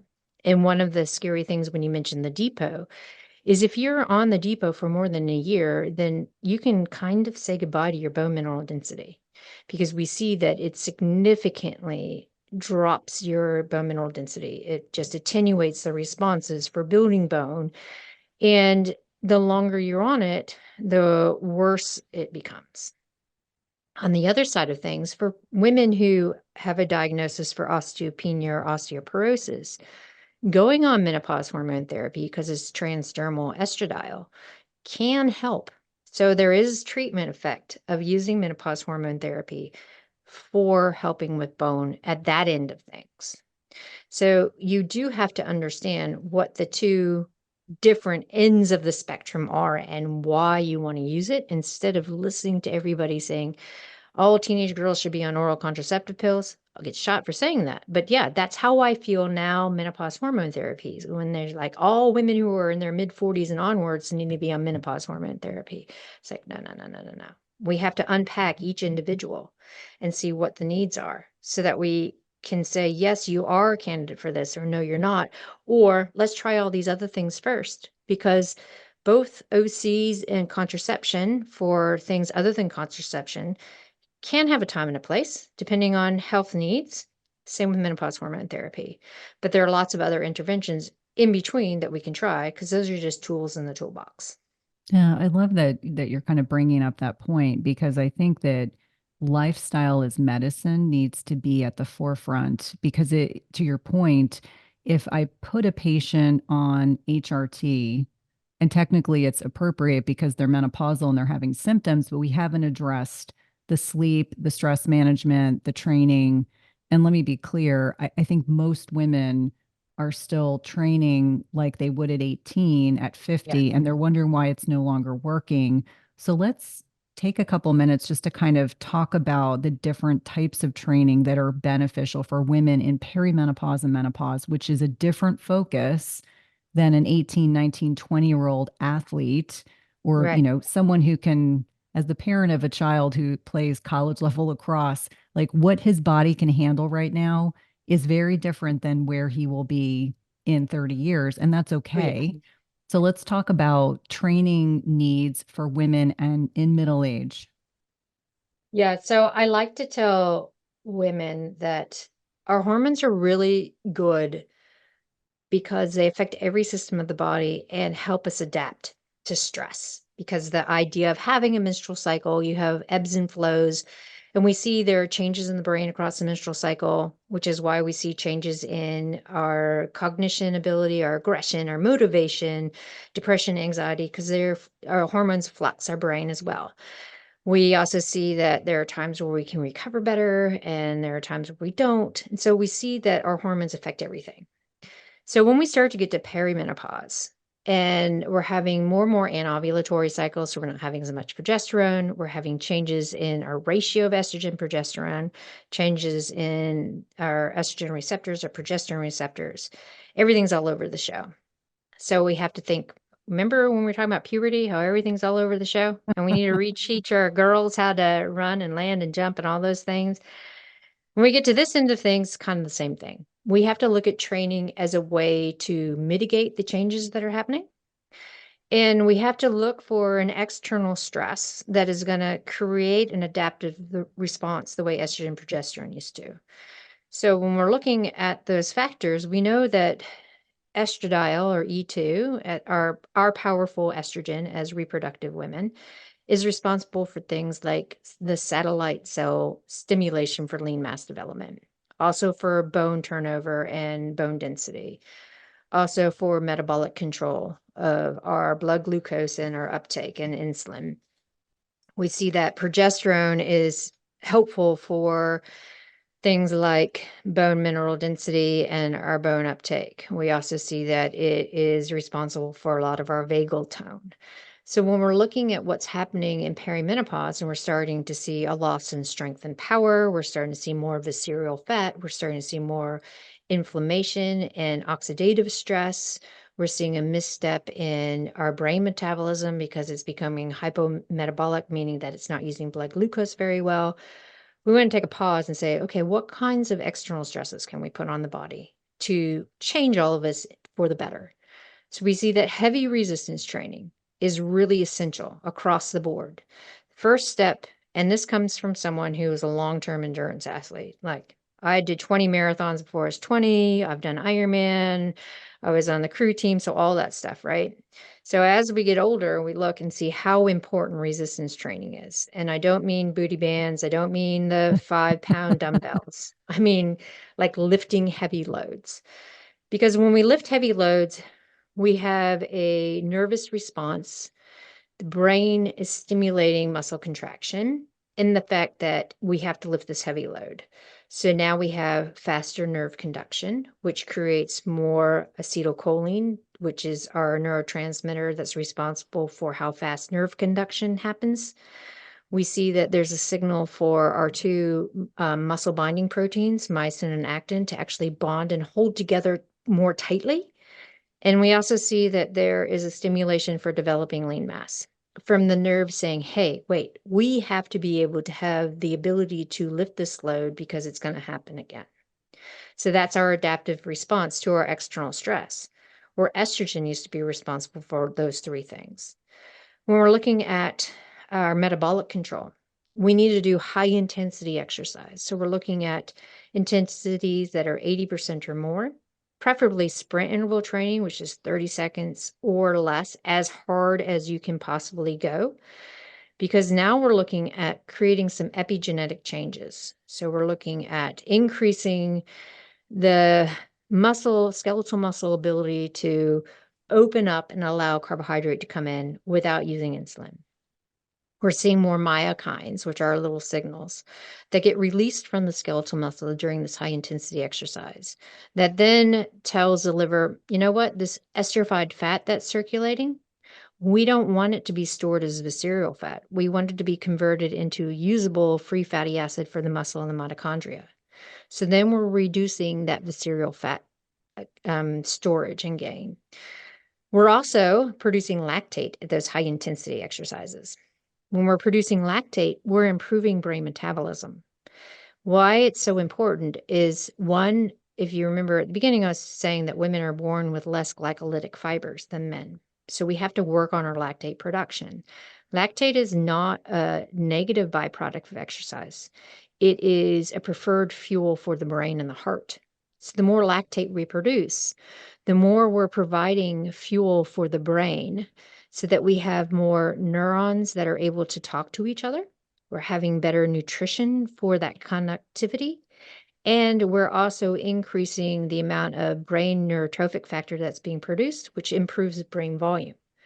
So when we're talking about using exercise and different modes and different intensities to improve overall responses as our hormones drop, we also see that these different modes and intensities also address those problems that people are talking about, why they should be going on menopause hormone therapy. If we're looking for brain health, resistance training, and high intensity work. Those are the two key things for having faculties around you when you're 100 years old. We also see that strength training improves the amount of muscle that you have. Muscle is very metabolically active. It helps increase our body's ability to control blood glucose and our metabolic responses. We also see that high intensity and resistance training, again, helps with the crosstalk of the skeletal muscle to the liver and fat storage to say we don't need it. And the other thing about resistance training and high intensity work like plyometrics, jump training, is it's all signaling for developing bone and maintaining bone density. So when we're looking at what do perimenopausal women need to do, they need to polarize their training, making resistance training the bedrock. And then you pepper it with high intensity work. That 150 minutes of moderate intensity activity that all the guidelines put out, that's fine if you don't move at all. Like work up to that. But for someone who's already moving and someone who's already living a fitness lifestyle, not appropriate at all. It puts people in moderate intensity that doesn't do anything, doesn't challenge the body enough to create that adaptive stress, but it does create more of a cortisol response. And when we have elevations in cortisol, then we don't get the positive outcomes that we want from exercise. And I see it all the time because when we're like, I don't understand, I'm exercising, but I'm not getting any change. I'm getting tired. I'm getting slow. I'm putting on belly fat. I can't sleep very well. What's going on? It's like, let's polarize the training. Let's pull it all the way back and think about quality over quantity and putting a lot of push-pull motion from load in there to really strengthen the muscle, create these responses, and improve our bone strength. And when we start doing that, we see really good positive outcomes over the course of 12 to 16 weeks. Now, when we're talking specifically about strength training, do you feel that there's a minimum necessary amount of time per training session? Like, do you need at least 30 minutes or can you do two 60-minute sessions per week? What's the frequency with which you recommend? And again, this is like a high level recommendation. Everyone's their own bio individual, but what are your typical recommendations or suggestions? The further you are in menopause, the more frequent doses of activity that you need. So if you're 10 years or more post-menopause, then smaller duration, but more frequently across the week is what we see is very effective. When you're in peri and early post-menopause, we say 3 times a week resistance training, and it can be, maybe 20 minutes. It's the same thing like with the Ozempic conversation, right? Where people can use it as a tool to help them get weight off, but they have to put in the work. They have to put in the work and then they can get off the drug and maintain that work. So it is that tool to improve the outcomes to get to a better starting point. But that starting point doesn't mean that you rely on the drug and then start something. It gives you that buffer of while you're implementing change, you are garnering benefit to a point where once you have all of those lifestyle changes in play and you're really consistent and you're working well, then you can get off the medication and continue. No, that's very helpful. And for most middle-aged women, one of the greatest pain points is weight loss resistance. And I find for many individuals, they've grown up in this, this diet culture where we count our calories and we exercise to offset what we've eaten. What are your thoughts on CECO? So calories in, calories out. I probably know the answer to this, but I always like to ask this question of guests because I really want listeners to be reaffirmed in understanding that calories are just one of many things that impact our weight. And I think there's too much emphasis and focus on it.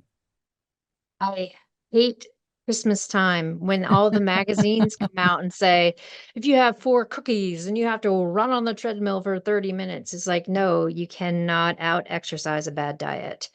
And it's not about calories in, calories out, because 4 calories of protein respond differently in the body than 4 calories of carbohydrate. We see a lot of the weight loss resistance in middle-aged women occurring from gut microbiome issues, because we see a significant decrease in the diversity of the gut microbiome when we start losing our sex hormones. And when we're losing that diversity, unfortunately, we're having an overgrowth of the bacteria that responds to stress, because our bodies are under a lot of stress with this hormone perturbation. We're seeing an increase in our baseline cortisol. We're having issues sleeping. All of that is being perceived as stress, which feeds the gut bacteria that creates more obesogenic outcomes. And we see that really happening about the 3 to 4 years before menopause actually hits. And this is where a lot of women are like, I'm putting on belly and I'm, so what do I do? It's like, we've talked about the training, but we also have to talk about increasing the amount of really good fibrous fruit and veg, because that really does help with that gut microbiome diversity, which increases our ability to change our body composition.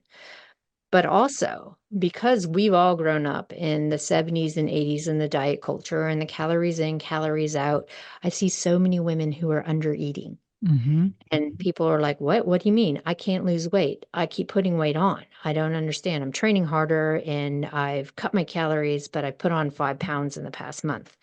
It's because you're not eating enough, right? You cannot change body composition if you're not eating enough. And we hear, oh, well, your metabolism slows down when you hit menopause. It's like, no, it doesn't slow down. What happens is we stop moving as much because we're so tired from all the changes that are going on. But if you're moving on a regular basis, then you also need to fuel for it. And I mean, I just got through going through a cohort of 10 women who were varying ages from mid-30s to their mid-50s, and they all had the same profile of undereating, even though they were active, because they were all following the Fitspo information of calories in, calories out. I need to restrict. I need to do this. I need to do that. And once they increased their food in and around their training and they were eating according to their circadian rhythm, all their blood markers looked better.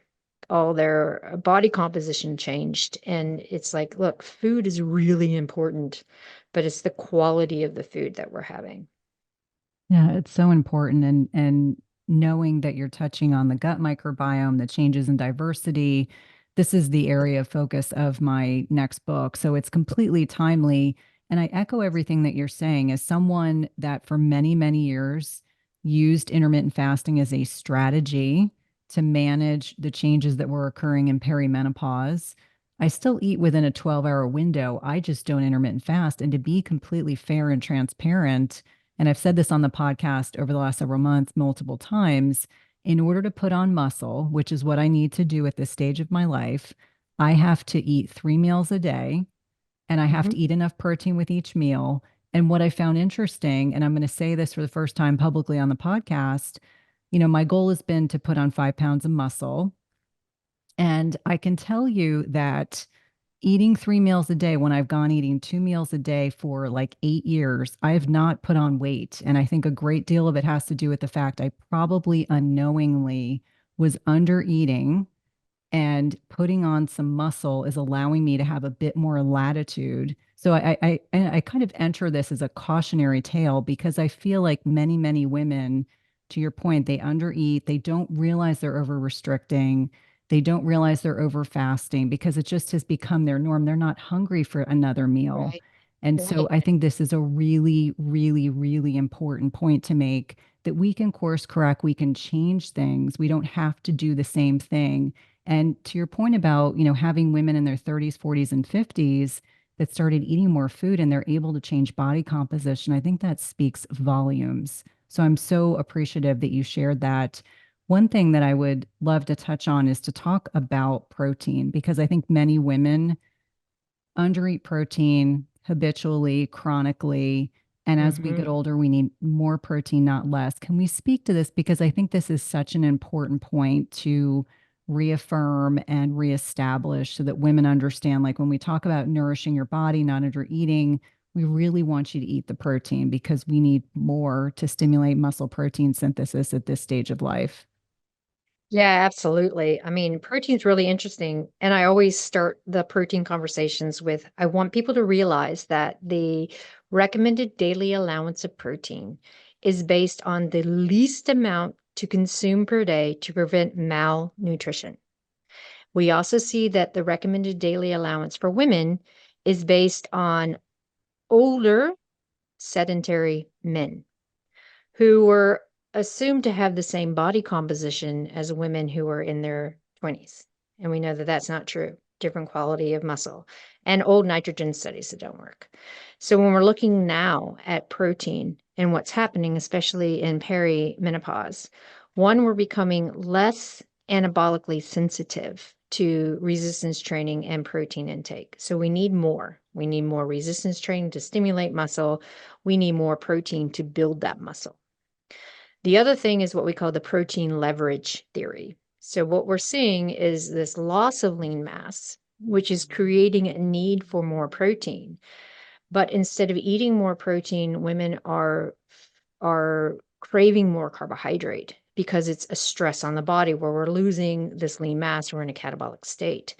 So we need to make a conscious effort to eat more protein in order to preserve and to build lean mass and to prevent that body fat gain.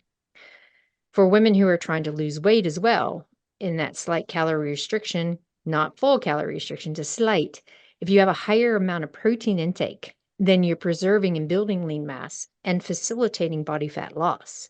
Whereas if you don't have a high protein intake and you're trying to restrict calories, the first thing that goes is lean mass.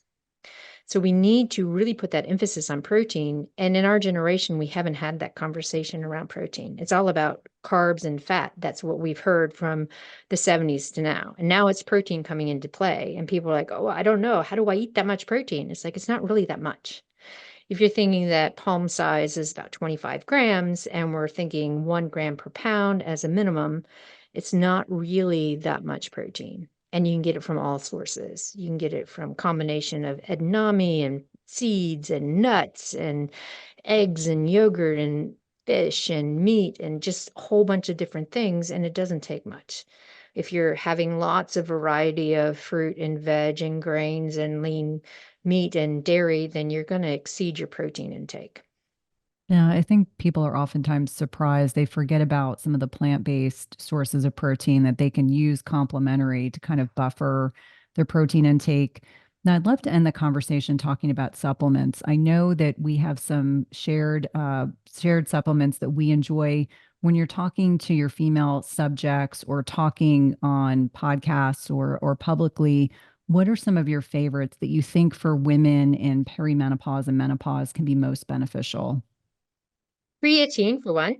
So good nod of the head there. Yeah. Yeah. Creatine is the good one for all of us. So important because one, for women who are eating less and or following vegetarian vegan type diet, don't get enough creatine anyway. And we also have less stores than men. We also see that creatine is so important for the fast energetics of our body. So we're talking about gut health, heart health, but in particular, brain and brain metabolism. So we really want to push creatine for health. And we also can see a benefit for muscle performance. It's only 3 to 5 grams. It's not a lot. And when we start seeing women who start using creatine, not only do they mentally feel better, they're also seeing better muscle performance. It takes about 3 weeks to fully saturate, though. So it's not something that you just take a one-off before training. It's something that you actually want to take on a daily basis. The second one that's really important is omega-3 fatty acids, especially in perimenopause. For cellular integrity or having more oxidative stress, we need to really protect our cells. And so omega-3 fatty acids, super important. And the third one I often talk about is vitamin D, because we see such a precedence of low vitamin D intake and low vitamin D levels. We have a lot of the slip, slap, slop in the sun, right? So we have a hat and sunscreen and a shirt. So we aren't getting that sun exposure.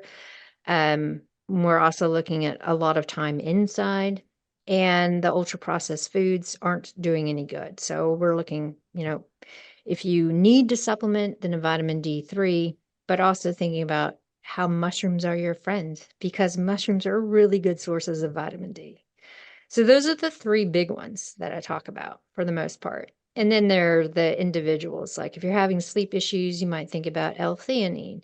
If you're having stress issues, you might look at other adaptogens. And if you're having iron issues, then maybe we look at what kind of carbonyl iron and how to use that. But for the most part, most women should really be paying attention to creatine, omega-3s, and vitamin D. So we know what for certain women on day 12, she's going to do this. On day 18, she's going to do that. We're going to have these levels that are very predictable each month. And the brain loves predictability. So what happens in perimenopause is wherever that is for you, each female reaches a critical threshold of egg supply.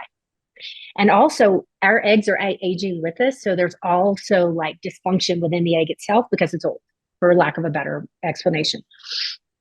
So the same signals that come from the brain don't work as well. We become resistant to those stimulating hormones. So normal signals get sent down. The ovary can't quite get the egg out, can't quite get those estrogen levels up. And the hypothalamus gets mad and says, hey, where's the estrogen I was looking for? And the pituitary is like, I sent the signal, and the hypothalamus says, send more. So the pituitary ends up getting a bigger burst of this LH and FSH in order to get the ovulation going.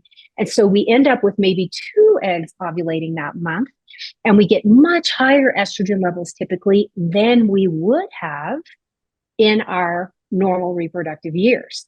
And then we have this crash of estrogen, much lower than we would have in our regular reproductive years. And then progesterone in that second half never quite gets up to where it was. So what used to be this very predictable EKG, like month to month to month to month, suddenly becomes a zone of chaos where we can't predict at any point in the cycle when your estrogen is going to peak, how high it's going to be, how low it's going to dip, and when progesterone is going to come into play. And so what that looks like in laboratory testing, well, it just depends on the day. And so it's chaotic. And so we don't have a great blood test to be able to clearly predict if a woman is perimenopausal. You might catch it, you might, but really it's talking to the patient, believing her. I do a lot of blood work to rule out overlapping symptoms like hypothyroidism and, autoimmune disease, inflammation disorders, et cetera, nutrition disorders. But I'm not doing a lot of hormone tests because if, I can usually use her symptoms to guide me into her diagnosis. Hopefully that's not too long of an answer for a very complicated process. It's perfect. And I think the one thing that it harkens back to me is this is where the history is so critically important. So when we're having conversations with our patients, or we ourselves are patients talking to our healthcare team, this is why it's so important to share as much as you can, because it gives a sense of where you might be on this trajectory. Now, some people may not know that our ovaries are as old as we are, but what are some of the more common things that you see that will hasten ovarian aging? Because I think for some people, they may not be cognizant of these. So we all have a genetically predetermined shelf life of our ovaries, but we can certainly see that up. So genetics does play a part. If your mother went through early or premature menopause, you are more likely. It's not 100% correlation. Nothing is in genetics, but it does tend to, genetics plays a very big factor here. Lifestyle is humongous here.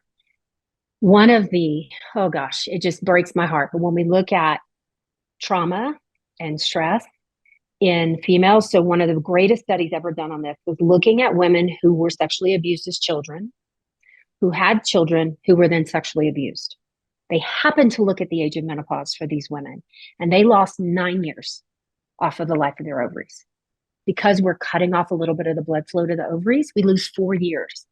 I did not know this until I started doing a deeper dive outside of the box of what was taught to me. And I cannot believe I did hysterectomies for 20 years without counseling patients that she would go through menopause 4 years sooner. You have one ovary out, you lose about a year and a half or so. You have, and depending on the age of when that happens, you have your tubes tied, you lose about a year and a half. Genetics, as far as your race, Asian women tend to go through a little bit later, whereas African American women tend to go through sooner compared to Caucasian patients.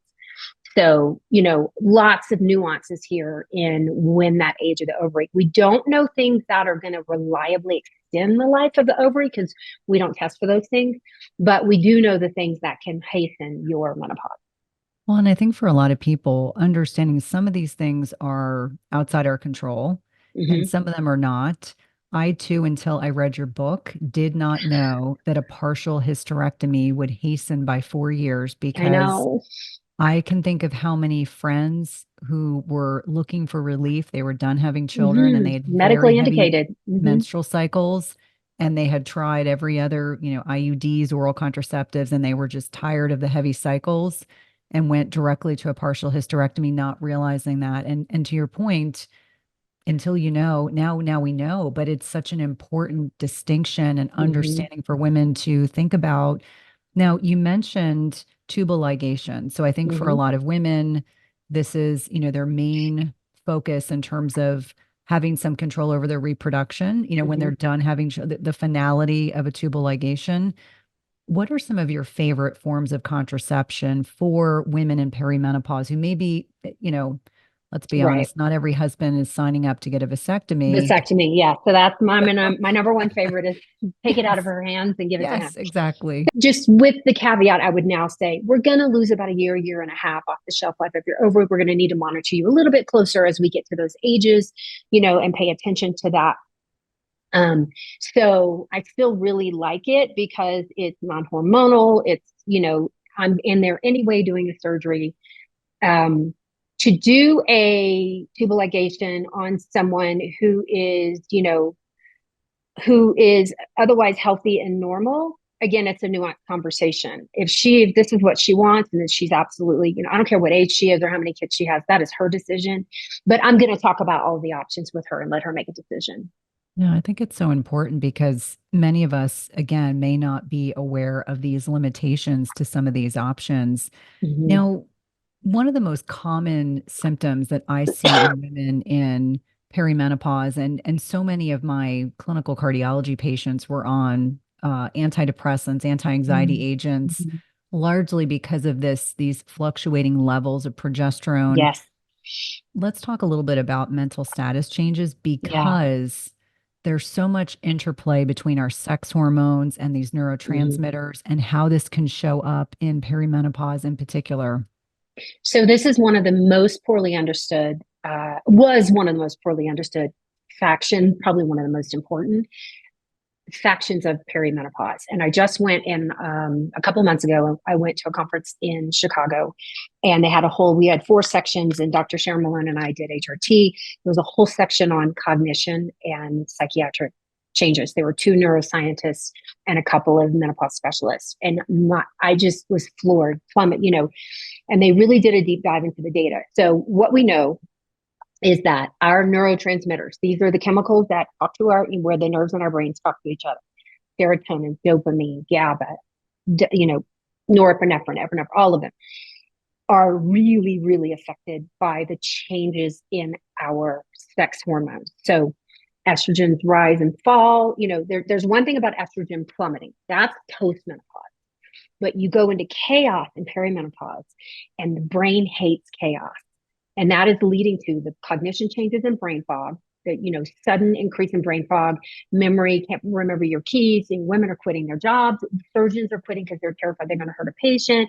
And sleep disruption's huge with progesterone disruption, and the mental health changes. So the data coming out of Australia looking at the mental health changes across the menopause transition. So we double the rate of SSRI use, so antidepressants, from 10 to 20% across the menopause transition. So 1 in 5 women after menopause will be on an antidepressant. And these are important medications, and I use them, but they are being used as a panacea for causally related mental health changes. And the data is now clear that in a perimenopausal patient, treating her with hormone therapy is more effective and more efficacious than treating her with the traditional anti-anxiety, antidepressant medication. And it is going to be a while before every practitioner who treats a female patient understands this. So like you're spreading the message, we're all trying to spread the message, those of us who are educated, so that patients can get the greatest benefit because it's more effective than these SSRIs.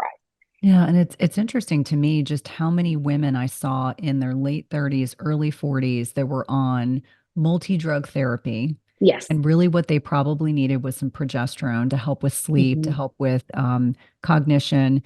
And something else that I see emerging, I'm not on TikTok all the time, but when I am on TikTok, something that I find interesting is seeing younger women. So let's talk about average age of menopause, 51, 52, premature menopause versus this premature POI failure or POI, which is the new term. I'm seeing 20 and 30-year-olds that are haven't had a period in years and they're not on contraceptives. So let's talk about this because it's not benign. It's not a benign entity. It's not benign at all. And the earlier you are when you lose your ovarian function, as in menopause, regardless of the title we put on it, early, premature, whatever, the more risk you have. The longer your body is forced to live without the benefit of your natural estrogen, the less healthy you're going to be. You accelerate mental health, you accelerate cardiovascular disease, you accelerate insulin resistance, you accelerate, obesity, all of it goes up. And so these women who are having earlier menopauses and not being counseled appropriately and not being offered appropriate treatment, because if you're early, you don't need menopause hormone therapy dosing. You need to be dosed as a premenopausal woman. Okay, you don't need to be treated like a 60-year-old. You need to be treated like a 30-year-old and give her back those levels, which are higher. And these poor women are being shelved, not diagnosed adequately, not being treated adequately. And it's heartbreaking to me because I know that their lives, their cardiometabolic function is going to be much harder than the age-matched person who went through menopause 20 years later, 10 years later would have had. And I think it's a travesty and I think it's malpractice. Do you think that there's a lack of awareness of the fact that they're just looking at, primary amenorrhea or the loss of your menstrual cycle as being like, oh, you're too thin, or maybe you've over dieted, or maybe you've got an underlying autoimmune condition that might be driving some of this. In your clinical experience, where do you think there's kind of this nebulous lack of understanding about putting these pieces together?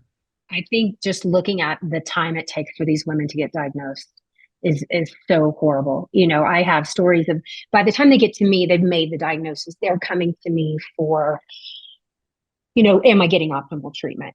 So, or I can't get treatment, or they're scaring me and I don't understand all the risks and benefits. So, but it took them 6 months, a year, 2 years, especially in POI. You don't just wake up. Most women don't wake up in their menopausal. Most women have this protracted, they went through perimenopause just much, much younger. Fortunately, people have looked at this and they take like 50-year-olds because half of us will be menopausal and the other half weren't because the average age is like 51. And they match them for everything other than menopausal status. And they look at insulin resistance, triglycerides, cholesterol levels, diabetes, all of and hypertension.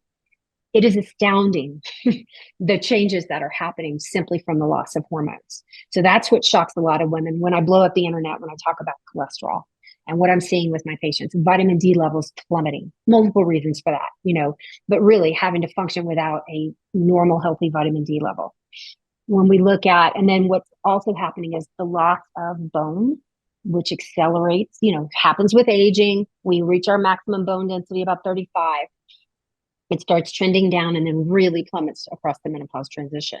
And as a medical community, we are doing a terrible job at helping women understand the impact of this and diagnosing it early enough to make a real significant impact. And so palpitations, these poor women are showing up in the ER with sweating, night sweats. So they come in sweating, they come in with pounding heart rate, they get an appropriate workup for menopause. And so they're ruling out all these, catastrophic things which, okay, you're in the ER, that's what they do. But no one at the end of the day, they're saying, okay, you're normal, go home. But no one is suggesting that all of this constellation of symptoms could be your menopause. And it's not the clinician's fault. It's the fault of the medical system that we're not training all these clinicians, not just OBGYN like me. Why should it be dumped in my lap? You know, I'm busy doing C-sections and pap smears in my former life. You know, this should be any clinician who touches a female patient should have a breadth of knowledge about how unique she is and how her health needs change with menopause. Yeah, and I think it's interesting because even working in cardiology and how many patients had atrial fibrillation. So I had many menopausal patients that had atrial fibrillation, and understanding that interrelationship between estrogen and this propensity for atrial arrhythmias, bothersome. They can cause strokes. They're not nearly as problematic as ventricular arrhythmias, but still, how many patients came in with chronic palpitations, and we'd put monitors on them, and we'd see, you know, a couple premature beats, and we'd say, oh, everything's fine. If it's really symptomatic, we'll give you a beta blocker. And then that created another constellation of symptoms that they then dealt with, which, you know, it's with good intent, but you're absolutely right. If we had some awareness, we could at least counsel patients. Maybe it's time to go back and Let's do a trial of hormones and see if it gets better. Exactly. You know? Such a benign way of addressing things.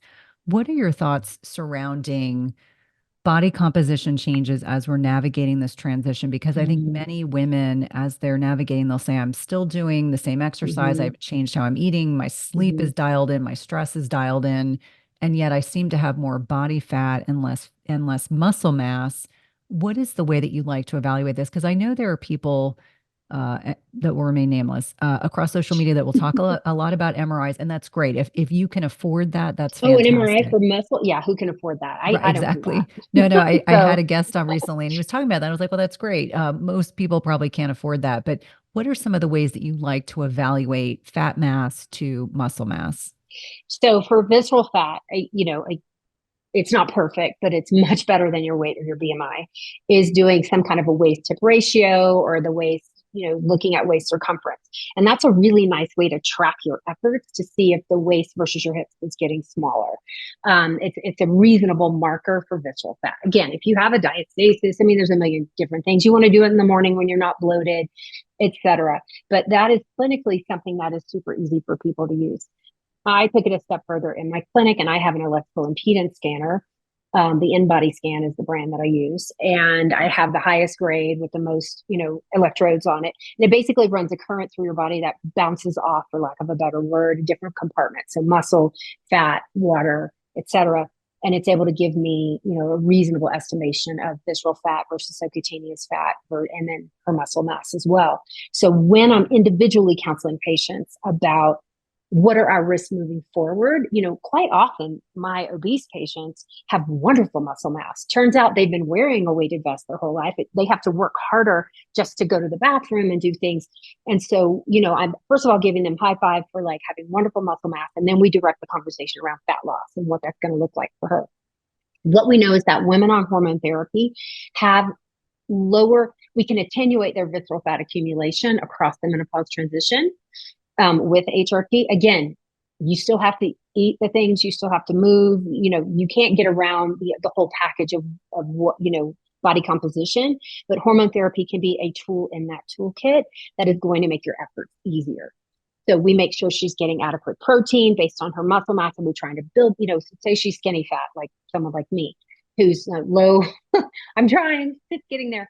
Kind of genetically low in muscle mass, but still had, but went through menopause and had the fat, so what nutritional things can we do to help with that? When we think about symptoms around menopause, some of them are obvious, like vasomotor symptoms, mood changes, but some of them are less common. And so I think a lot about vertigo, tinnitus, dry skin.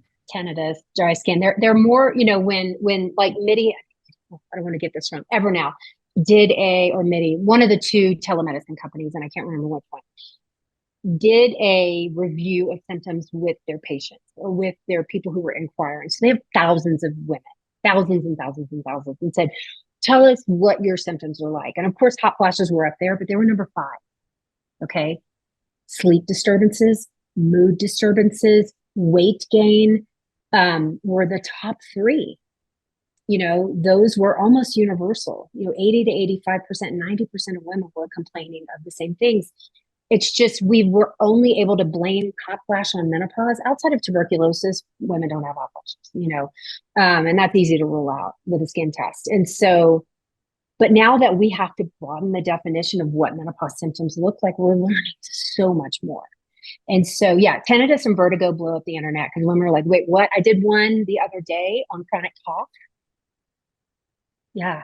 Because of the estrogen, such a powerful anti-inflammatory, we see this resurgence of atypical asthma, which is probably menopausal asthma, typical for a menopausal woman.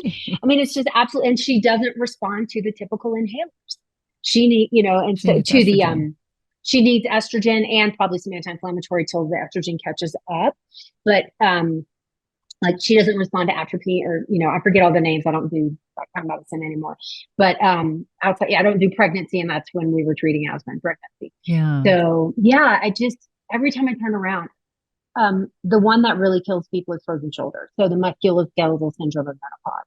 That's another one that's in the top 5. 80% of us will have it. And for 20% of us, it is the most debilitating symptom. And forever, it's like, oh, get an x-ray. It's not broken. Okay. Oh, get an MRI. Da, da, da. It's literally loss of, the pro-inflammatory effects, anti-inflammatory effects of estrogen. And now we pulled that blanket out and you're kind of naked. And so you're seeing the residual effects of that. Well, and it's so interesting because I follow Vonda Wright and she'll be a podcast guest in a few weeks. And I had more questions come in around knee pain, shoulder pain, ankle pain, foot pain. I mean, just one thing after another. And people saying like, I've been x-rayed, my x-ray, I didn't break the bone. I don't know what else is going on. And so if you're listening and you're one of these individuals, it could very well be a manifestation of this low estrogen state that is driving the degree of inflammation you're experiencing. Now, one thing that I find really fascinating is that as women are navigating perimenopause and menopause, there's a profound net change in the gut microbiome. And I know there's been a lot of emerging research around this. Let's talk about some of the things that you're seeing with your patients that's relevant to this community, because it can explain why we're at greater risk for, opportunistic infections. Sure. So I think Zoe's done the best work here. The Zoe nutrition study, they actually tracked the gut microbiome through the menopause transition with about hundreds of women. And they saw lack of diversity and more overgrowth of the quote, bad bacteria. And, our nutrition needs change through menopause. We can't deny that.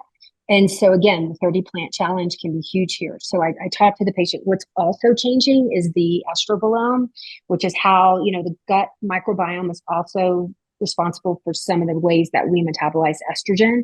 So it starts in the liver and then it gets excreted into the biliary tract and then out into the poop. And then the gut microbiome has its own little factory where it's kind of recirculating estrogen levels a little bit. And so the whole impact of that, we're not sure. We need more studies. We know there is an impact, especially in perimenopause, when our estrogen levels are fluctuating so much. And so a healthy gut is always best maintained with healthy nutrition, with eating the plants and eating the things. And so, and the more colors, we used to call it eat the rainbow and Galveston diet, or the more variety of those plants, the better off your gut microbiome is going to be. And of course, probiotics, refeeding the pond.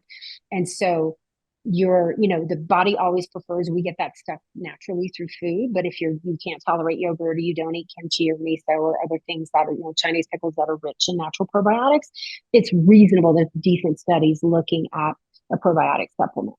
Yeah, it's so interesting how, it really does start with nutrition. And yet, as a culture, we like novelty, we love supplements. And I'm like, okay, there's a place and a time for a lot of these things, but this is really where it becomes very, very important.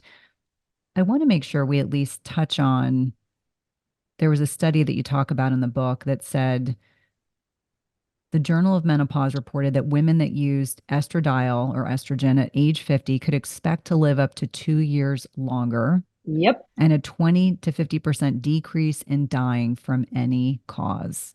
Per year. Yeah. Yeah. So the all-cause mortality in a woman is lower significantly on a woman with hormone therapy than without. And that was published. That comes out of the Women's Health Initiative data. So they were on Premarin, like 2 of the medications were so antiquated we barely use them. Premarin and medroxyprogesterone acetate, both the Premarin only arm and the combined arm showed decrease of all-cause mortality year per year, and I think we have better products now we're giving our patients. It's just no one's really studying us right now because of the drama of the WHI, and everyone's terrified. But when you go back and look at that data, it is clear we're going to live longer. At the end of the day, women are living longer than men. And here's what I want to see. Women are living longer than men 3 to 4 years. Okay, fine. But that trade-off is that they're living not just those 3 to 4 years, but 20 to 25% of their lives in poorer health than their male counterparts. Okay, so we are much more likely to have a longer protracted course of debilitating disease than our male counterparts. Men live fairly functional, then die quickly. Women have a long slog in general to decline cognition deficits. They end up in long-term care facilities because they can't move and they can't think and they can't take care of themselves. And so hormone therapy seems to attenuate that significantly. And I'd like to see, as more women are getting brave, like myself, staying on hormone therapy well outside of the 10-year range, what that's going to look like for my longevity and my health moving forward.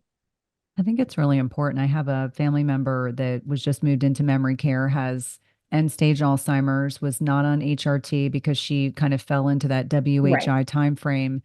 And I had a conversation with her on Saturday and yesterday, and she said, I know my brain's not working right. Why is this happening? And it's heartbreaking, absolutely heartbreaking. And when I looked around the room of individuals that are in this memory care, easily 95% are women.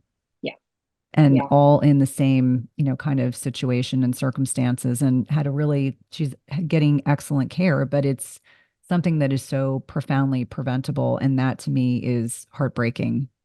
So there's a beautiful book written about this. There's 2 books she wrote. Lisa Mosconi wrote The Menopause Brain, and she also wrote The Double X Brain. And for anyone who is worried about this, especially if you have a family history, please pick up those books, because she doesn't just address the role of estrogen in the brain, which is humongous, because Alzheimer's is a disease with symptoms in old age that begins in midlife. Now is the time for us to start making these interventions. She talks about nutrition, exercise, and how all of that, is going to play into the risk of you developing Alzheimer's with the ApoE4 gene.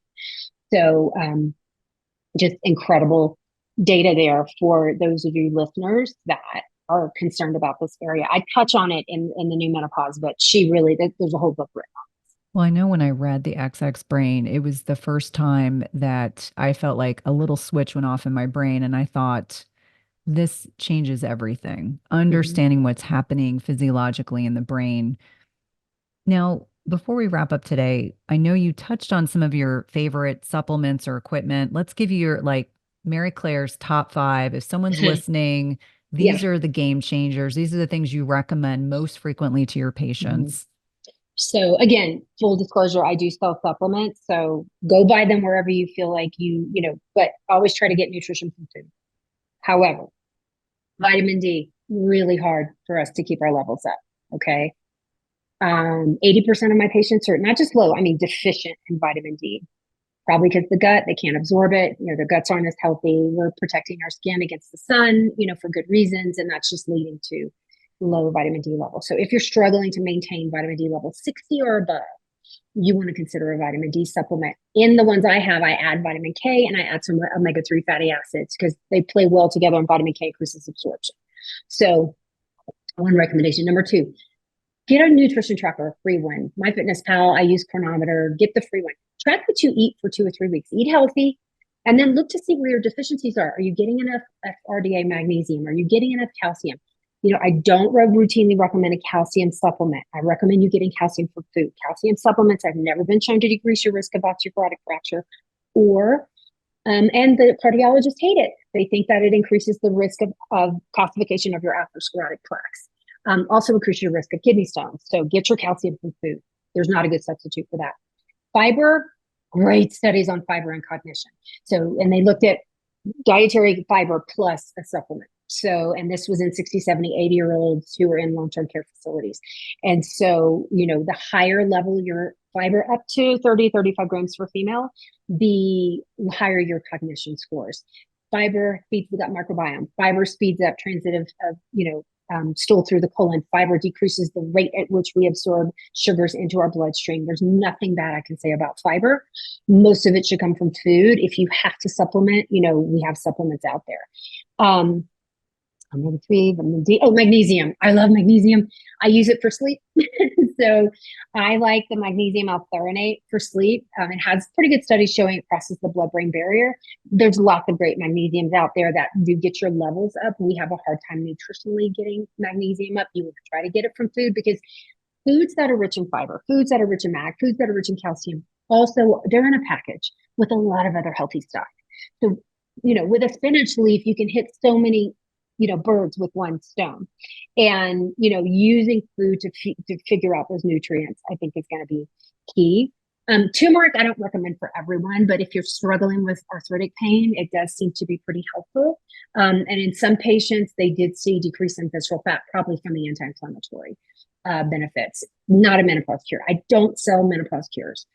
I'm selling ways to support your nutrition, which is struggling through the menopause transition. Okay. I have to ask. Oh, and collagen. I like collagen. I have to ask. So for you as a menopause expert, as someone that is so well respected and really helping to change the narrative, how do you feel when you see predatory advertising for women at this stage of our existence? It makes me so sad, because people send them to me all the time, and you have to go down these rabbit holes, and they're promising you miracle cures. Get your sexy back. You'll feel like you're 25 again. All of these things, and women are so desperate, and they've been dismissed, and they've been, it really, really is predatory for such a vulnerable population who have struggling to get their voices heard. And it just kills me. So I try to take them down as much as I can. But again, it's like whack-a-mole. You hit one over the head and then 10 more pop up. So to your listeners, buyer beware. There really isn't a great menopause cures out there. There are certain supplements that might help your body as it's adjusting to the loss of estrogen, but nothing's going to replace the estrogen in your body. Hey, if you like this video, you guys are going to love this video, and I'll see you there.